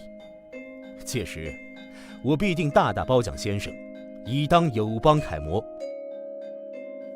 郑永荣此时还在大牢里关着，蔡新田借口袁一凯的40军扰乱地方治安，绑了袁一凯，一命换一命。霍京征应该是无路可走了。如果我跟蔡新田合作，那他这青州督军可真就做到头了。有督军这话，松本感激不尽，一定竭力配合督军，祝督军辉煌。松本先生，我听说你最近商行里有批药物运不过来。督军怎么知道？那日童小姐伤着，我陪她去圣玛丽医院，正巧听医生说了这事，说没有消炎药，好多病人等着救命。这样吧，我写个函，松本先生让伙计拿了我的函，从4号码头走。如今南北虽不稳，但料想我的面子还能值几分钱的，这样可好？督军果真肯帮这个忙。如果能有霍京征的督军手谕，那么这批药就可以直打关东军手中，全力对付东北抗联，还可以从中牟利，赚取暴利。一旦霍京征插手中日事务，他再想跑便没那么容易的事情。只要他掌控了西北，那华夏大国早晚会是日本的囊中之物。督军果真肯帮这个忙。这也是为了我青州百姓，有何不可？明日你派人来我办公室，青柏会将函件转交给你。督军先生的情谊，我松本耕夫自当倍加珍惜。督军，听闻您最近身子不适，并伴有酸痛。梁子在家时学得一手好推拿的手艺，督军若是不嫌弃的话，便让梁子帮着督军正骨，好早日解除病痛。那就有劳梁子小姐了。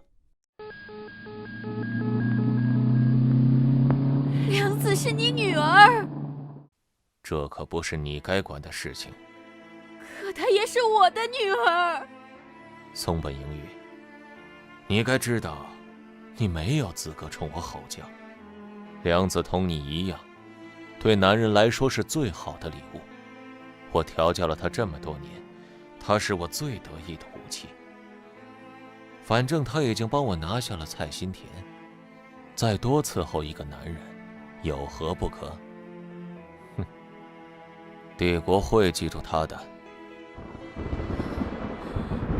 15年了，我忍受了15年，任你为所欲为还不够吗？现在还要加上我的女儿，为什么？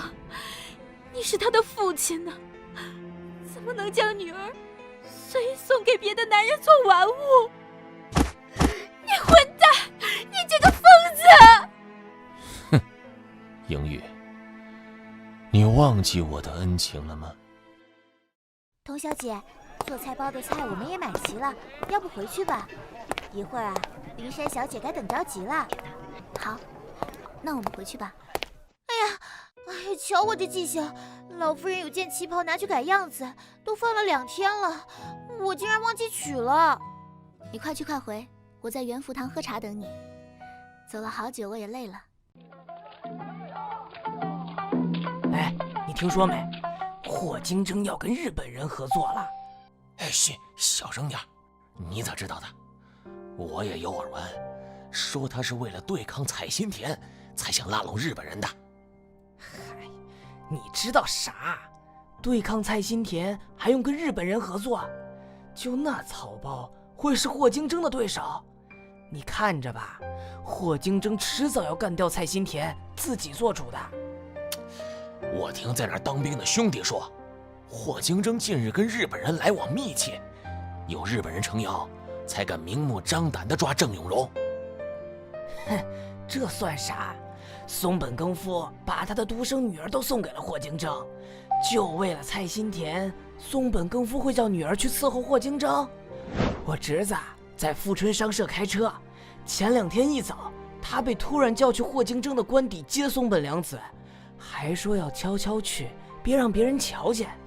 没想到那霍金正根本不避人，亲自送松本良子出来，态度亲密，言语暧昧，一看就是刚过了夜的。呸！这么无耻！后来我侄子就悄悄打听，原来头一天晚上呢，霍金正请松本耕夫一家在官邸吃饭，松本耕夫啊只带着太太走的，根本就没带松本良子。还听人说啊，霍金正将4号码头借给了松本耕夫，吉田勇亲自去办的手续。4号码头？那不是督军专用码头？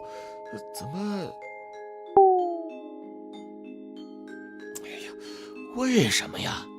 霍金正有实力有胆识，他的41军可是出了名的亡命徒，取代蔡新田只是时间问题，他何苦要投靠日本人啊？哎呀，霍金正在青州6年了，大家都知道郑永荣打他妹妹主意，前个还抓了他女朋友。可霍金正敢动郑永荣吗？郑永荣贪污军饷，他不是1天2天了。怎么松本家一跟霍金正搭上线，霍金正就立刻抓了郑永荣？如今华夏不稳，军阀混战，要想在这地盘分一杯羹，背后没个主子撑腰，行吗？真是窝囊，真是窝囊！原以为他是头血性真汉子。也许你不要脑袋了，如今当权有几个干净的？霍金正算是好的了，至少从没鱼肉过百姓。你瞧蔡新田，光姨太太就去了15个，他也不怕马上疯。哎呀，生在乱世，你我还是自求多福吧啊！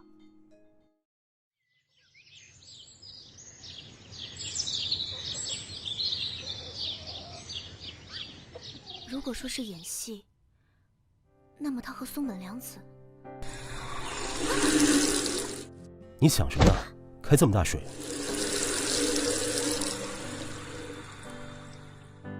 他好像是在躲我。难道这2日不在家的时候，松本良子又来了不成？你到底怎么了？这几日我不在，难道发生了什么事吗？霍金正的4号码头都借给了日本人，那不就是跟了日本人吗？这西北往后怕是完喽。哼，这算啥？松本耕夫把他的独生女儿都送给了霍金正，没想到那霍金正根本不避人，亲自送松本良子出来，态度亲密，言语暧昧，一看就是刚过了夜的。督军，时间来不及了，我得快些做菜了。您去外面坐着等好吗？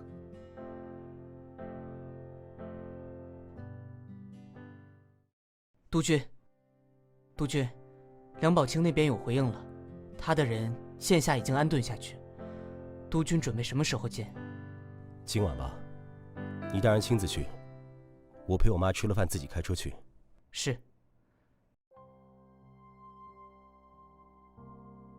消息已经传到蔡新田那里，他虽动了大怒，可并没完全相信，似乎还在观望的模样。是。蔡新田那处金矿的位置，打探清楚了？是，最迟明天早上就会有详细的地图传过来。跟日本人合作，不拿出点诚意来，他们又怎么肯为我办事？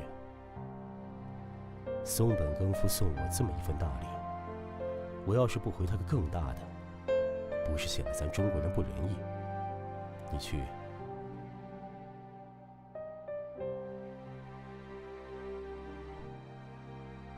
督军放心，这事情属下亲自办，保证不会让松本刚夫起疑心。对了，你再去查查这些天同晚的行程。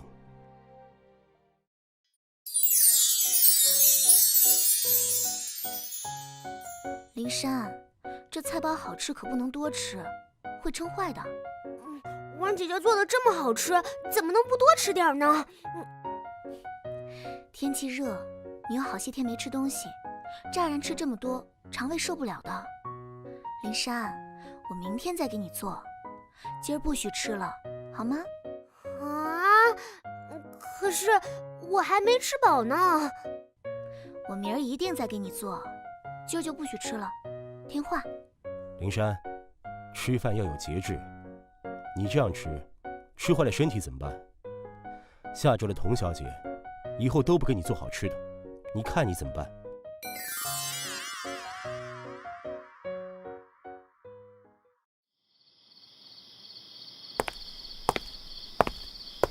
自从那日做菜包，我已经躲了他好几日。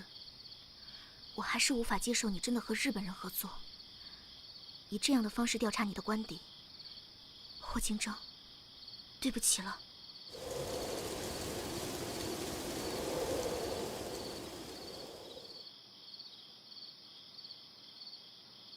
他睡着了，看来是真的很疲劳啊。我绝不同意你跟日本人合作，我一定要证明你的清白。进来吧。督军，松本耕夫那边我已经安排好了，他看起来很有兴趣的样子，可是并不外露，与外人也未曾说过要有益于那处矿址。这么大的金矿，日本人不会放过的。松本耕夫一定会想方设法的弄到手，也算是我给他送的大礼。我们现在要做的，就是隐藏蔡新田在金矿的信息。只要他，这是好熟悉的味道。童晚给林珊的那些胭脂膏子，有一盒玫瑰味香水，林珊后来又还给了童晚，童晚还打开用了几日。督军，你去把那份文件给我拿来，叫你的警卫连去拿吧。事关日本人，警醒这些。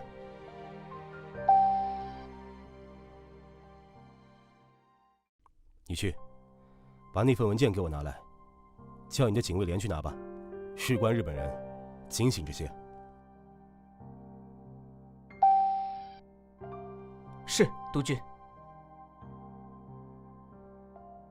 走，去机要室。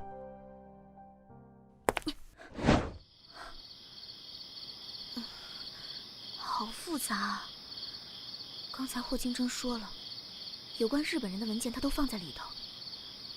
如果能打开它，一定能解开这个谜团。可问题就在于，我并不是解密码锁的高手。你将这东西弄得门儿清，难道将来想去做杀手不成？十二哥摆弄这些东西的时候，就该跟着他学两手。现在才知道，不做杀手也需要会解开密码锁。再待下去会有危险，可是来都来了，不得到点什么，我不甘心。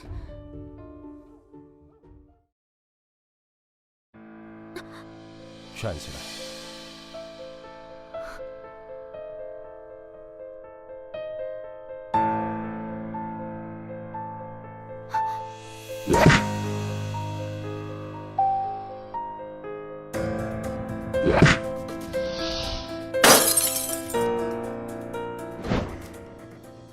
别动！我居然这样轻易就被抓！拿下去吧！你倒是有胆子，敢独闯督军官邸。敢问小姐，不知霍某何处得罪，竟引得小姐夜半光顾？怎么办？怎么办？不，我不能就这样被抓。如果霍清征真的跟日本人合作，他不会放过我，更不会放过童家。怎么办？怎么办？是束手就擒，还是拼死一搏？我可是炙飞刀的好手，1等1的。督军不会让我招价赔偿吧？那水晶球很贵的，我怎么顺手就拿的它？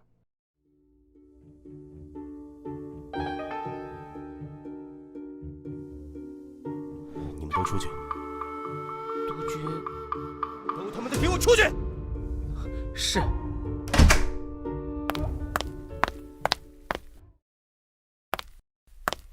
你倒是给老子解释解释！你打扮成这个样子，在我的地盘干什么？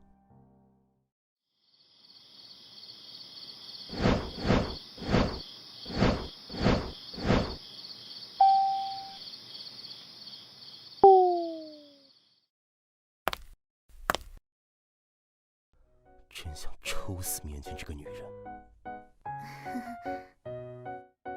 你现在达到目的了？是啊。那你现在相信我没跟日本人合作，我也没跟松本凉子上床？上床？是啊。是个屁！你不是大家闺秀吗？你不是知书达理留洋回来的吗？你见过哪个大家闺秀夜半翻墙的？他不相信我，大可直接来问我。他竟看不清我的为人，还半夜来官邸找证据，还他妈什么证明我的清白？我当时就应该让手下的卫兵直接开枪。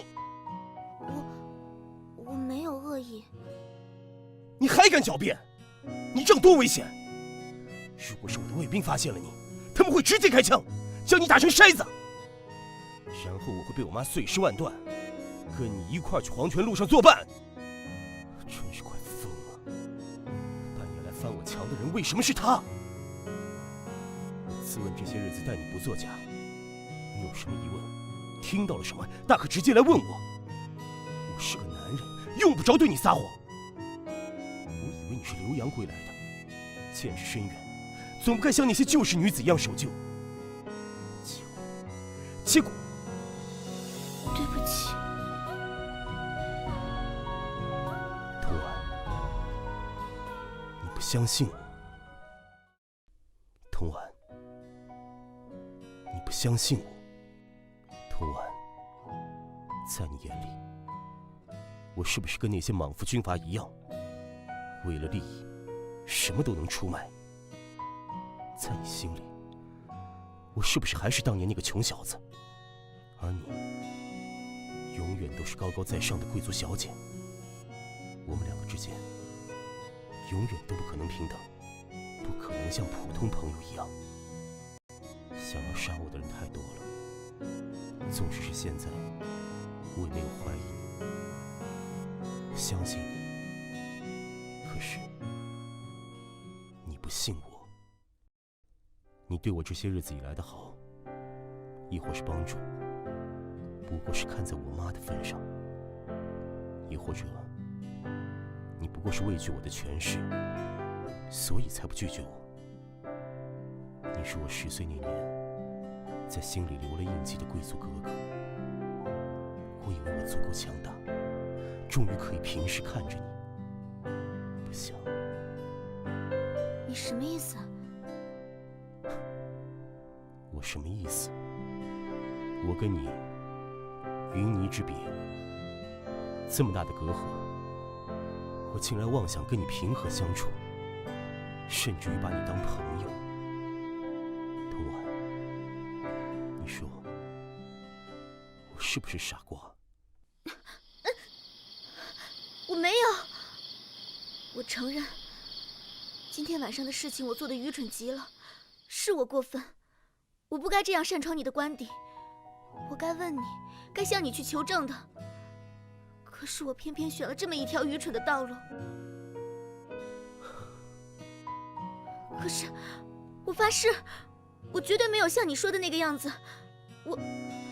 我来，只是想证明你不是那样的人。如果我直接问了你，那才是不相信你。我觉得如果我相信你，就该什么都不做，什么都不问，全身心的相信你不是那样的人。我向你道歉，你怎样责怪我都心甘情愿。可是，我从来没有像你说过的那个样子去想你。不管是从前、现在还是将来，不管是不是你，我从来都不会以富贵贫贱来看人。我发誓，如果我有这样的心思，就叫我……我就这样被他说服了。我让人送你回家。杜鹃，你要怎么才肯信我？我真的没有像你说的那样想你。那你为什么不来问我？如你所说，你如果完全相信我，就该什么都不做。可你不但做了，而且还是夜探我的官邸。你要我拿什么相信你？因为我只是想安心。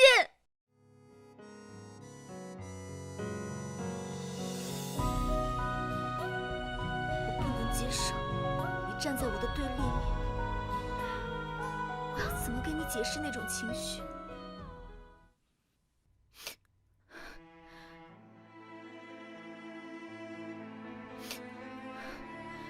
杜鹃，今晚的事是童婉的错，杜鹃怎么处置童婉都没意见。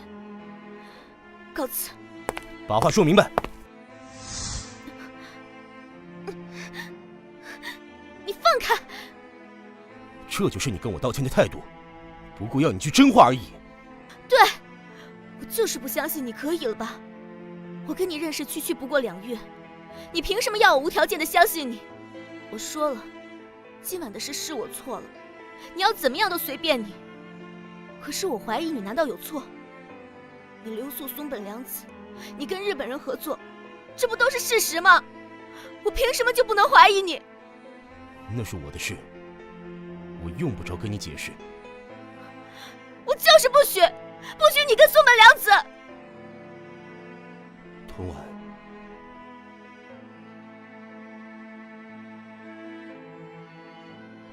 童婉，对，我就是不能接受你跟他在一起。我经历过那一夜，他是那样的可怕。我不管你是为了什么跟他在一起，我就是不能忍受。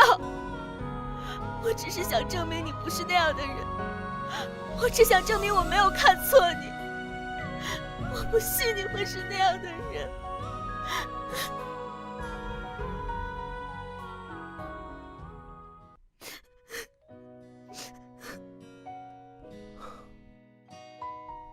别哭了，我怎么可能会碰他？我答应过你，要帮你报仇。烦躁了一晚上的心情，忽地变好了，莫名的开心。为了达到目的，有什么不能的？你这么在意我跟松本凉子，童婉，你是不是喜欢上我了？谁喜欢你了？你不喜欢我，你管我跟哪个女人上床？我才没有！我只不过是不愿意你的道德跟国土一样沦丧。他是日本人，就是不行。是吗？他虽然是日本人，可是对于我来说，只要能达到目的，有的时候走点捷径，有什么不好的？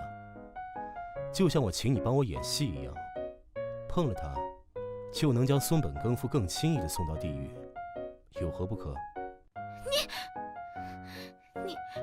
你把我当朋友，我就不许你碰他。你要是敢，我就去告诉你妈。童婉，你还不了解我吗？你大可以去告诉他，看看他会有什么反应。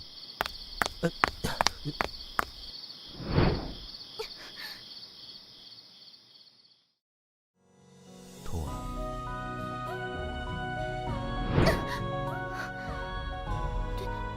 对不起，我送你回去。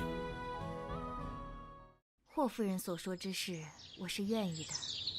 待我问过婉儿，再来跟夫人回话如何？那我就静候佳音了。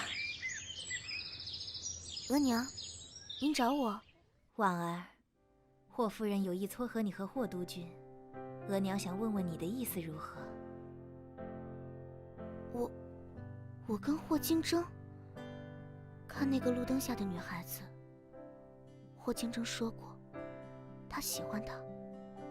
婉儿，额娘在青州这么久，霍督军为人还是很好的。更重要的是，霍夫人对你非常喜欢。有了这样的婆婆，你嫁过来，额娘也不担心你吃苦。若是童家还兴盛，额娘自然不会让你嫁得这么远。可如今乱世，额娘就是想保护你，都有心无力。霍金铮手握重权，且有野心，他的未来定不止这青州。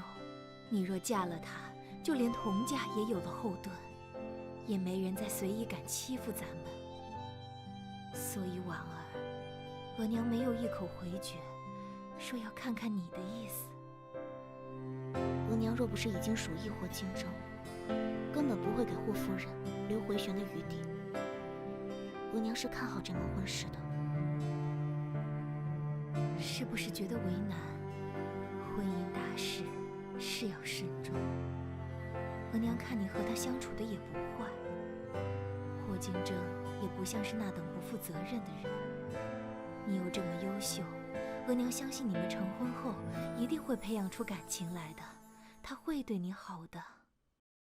本来你跟宁朗青梅竹马，额娘知道你也喜欢他，可是余家环境太复杂，余家老爷有15房姬妾，个个刁钻。宁朗的母亲虽是正室，可生了他就去了。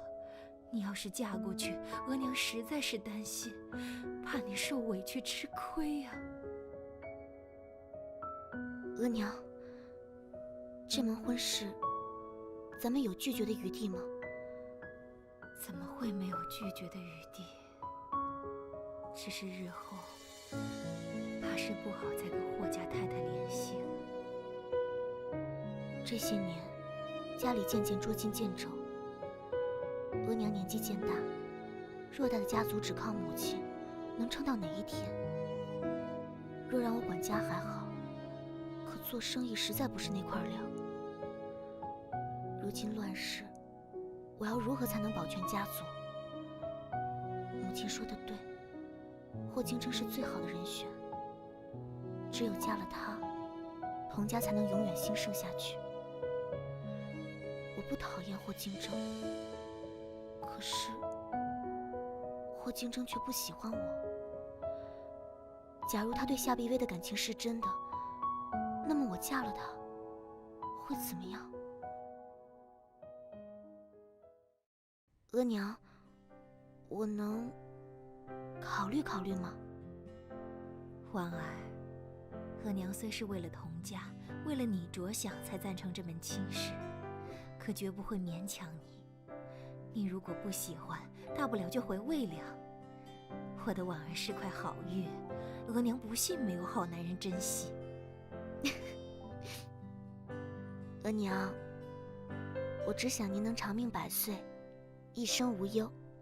傻孩子，额娘会的。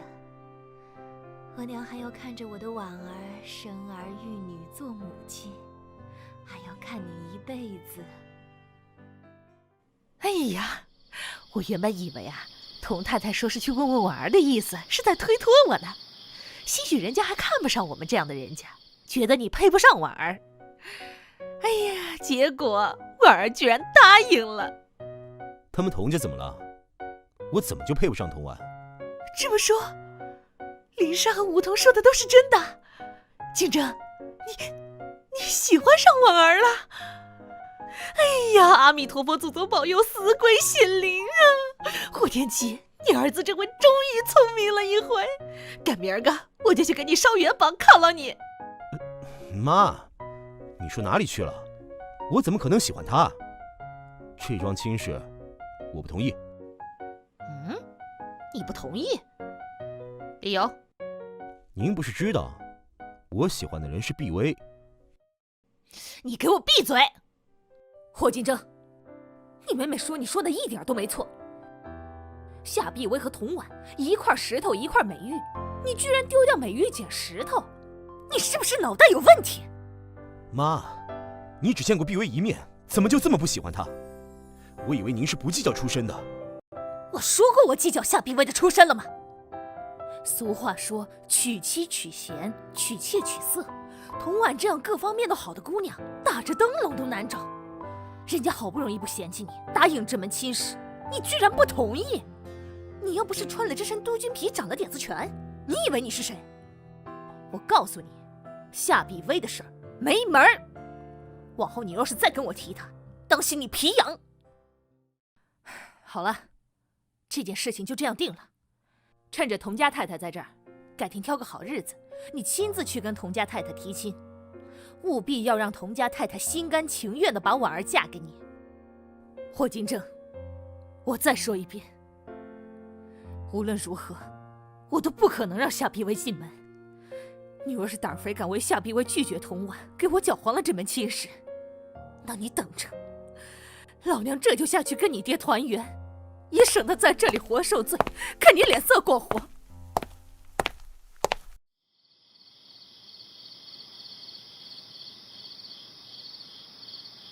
童婉，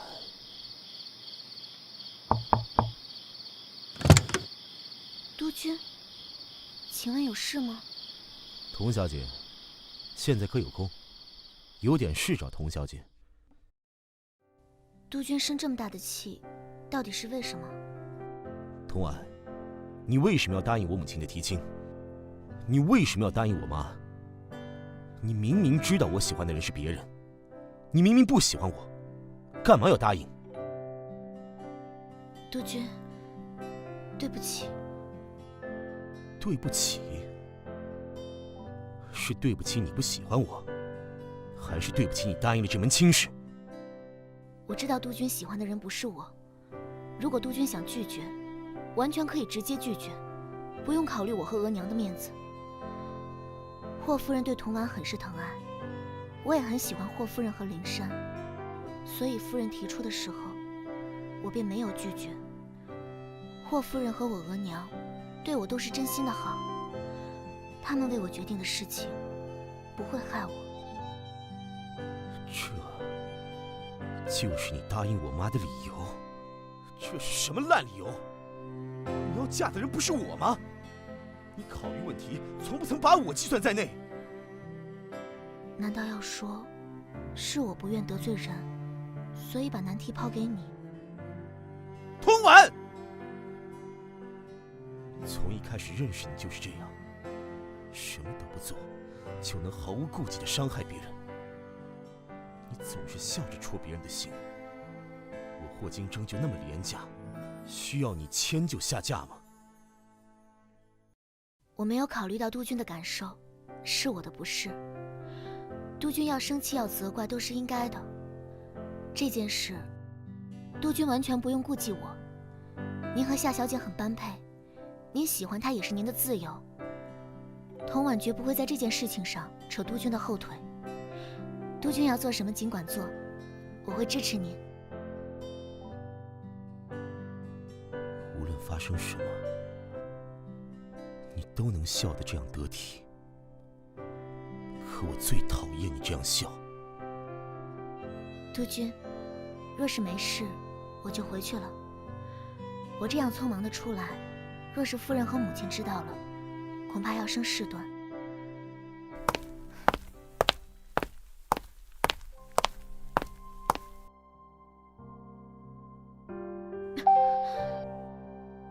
童婉，哭了。你放开！你外表看着文静，怎么脾气这么坏？我脾气坏？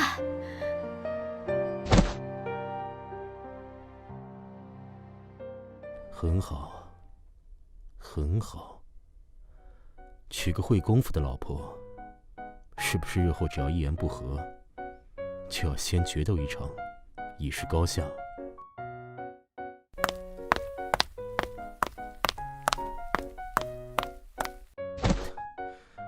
童婉，我不会在同一个地方第二次跌跤。霍金铮，你放开我！童小姐，作为淑女，暗地里使手段袭击男人，是很不好的行为。我袭击你？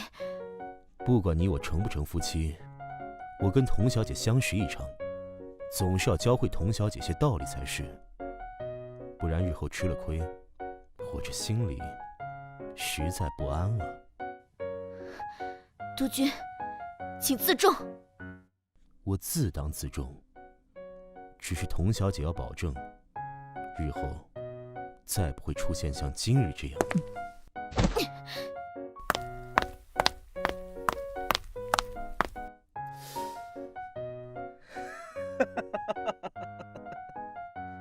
童婉，我要是娶你，我就是王八蛋。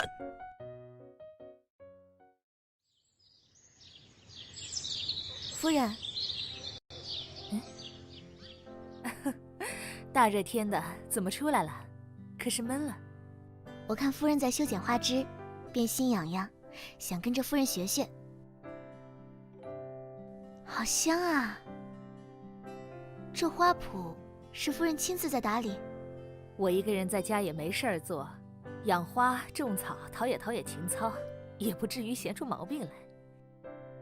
你瞧这玫瑰多好，你家是宫里出来的，定懂得怎样制胭脂。你若喜欢这花，便采些新鲜花瓣，弄些胭脂膏子。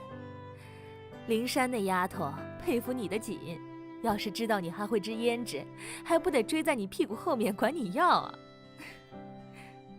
夫人，您知道督军喜欢那位夏小姐吧？你知道了？怎么，是金正告诉你的？夫人您别急，督军也没有跟我说过什么。那位夏小姐，我曾偶然见过她一次，后来跟督军闲聊的时候也问过督军。督军虽然没有承认，但您知道，对于这种事情，女孩子总是会特别敏感。督军是个很直爽的人，脾气跟您也像，他的心事啊，骗不了人的。那你是生气了？夫人，我没有生气。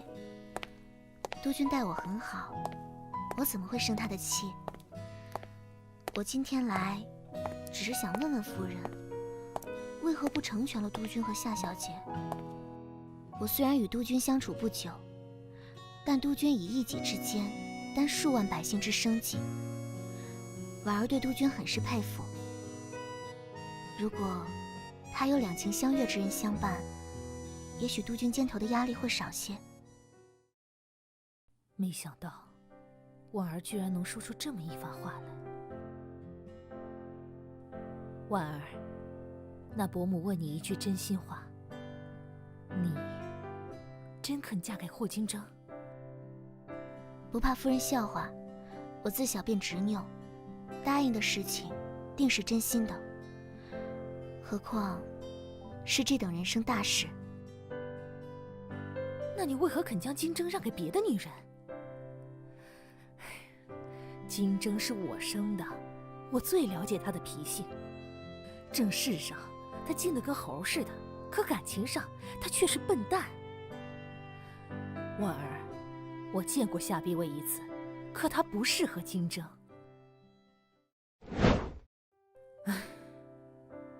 我也是在街头偶遇他们。当时我已经听说他们的事儿，可那日夏碧薇明知道我是竞争的母亲，看见我却选择视而不见，自己进了旁边的餐厅。后来我让人去调查他，才发现他所维持的那份自尊清高是多么的自欺欺人。为什么？哼，他是怕我嫌弃他才躲开我，以为能掩盖他们交往的事实。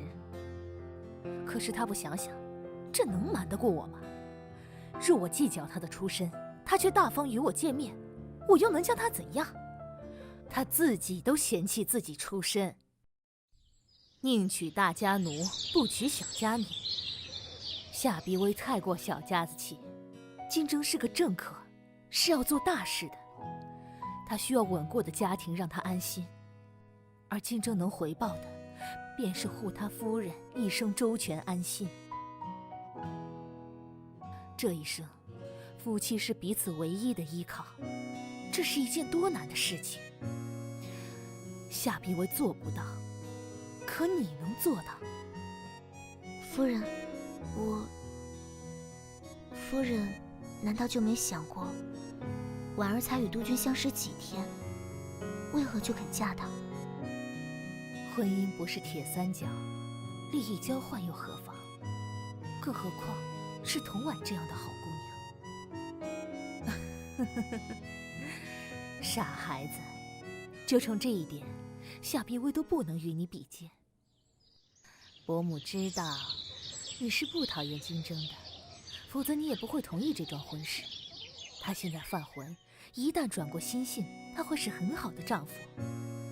他对你是有感觉的，否则他也不会像现在一样躲着。竞争的性子拗着呢。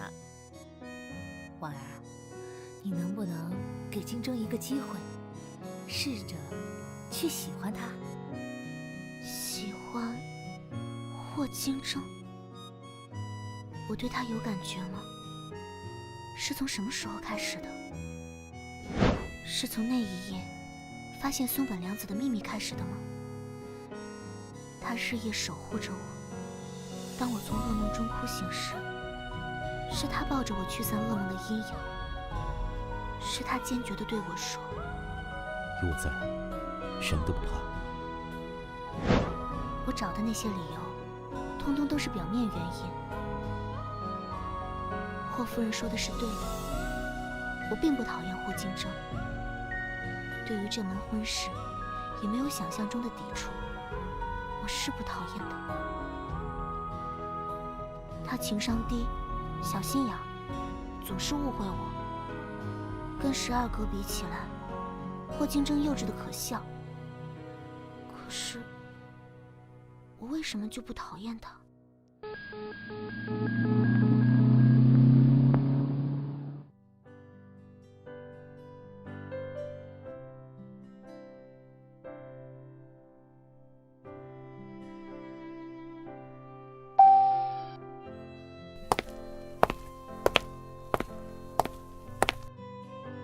童婉，我不会娶你。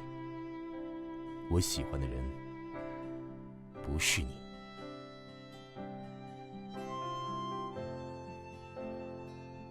可是，如果我先把心丢了呢？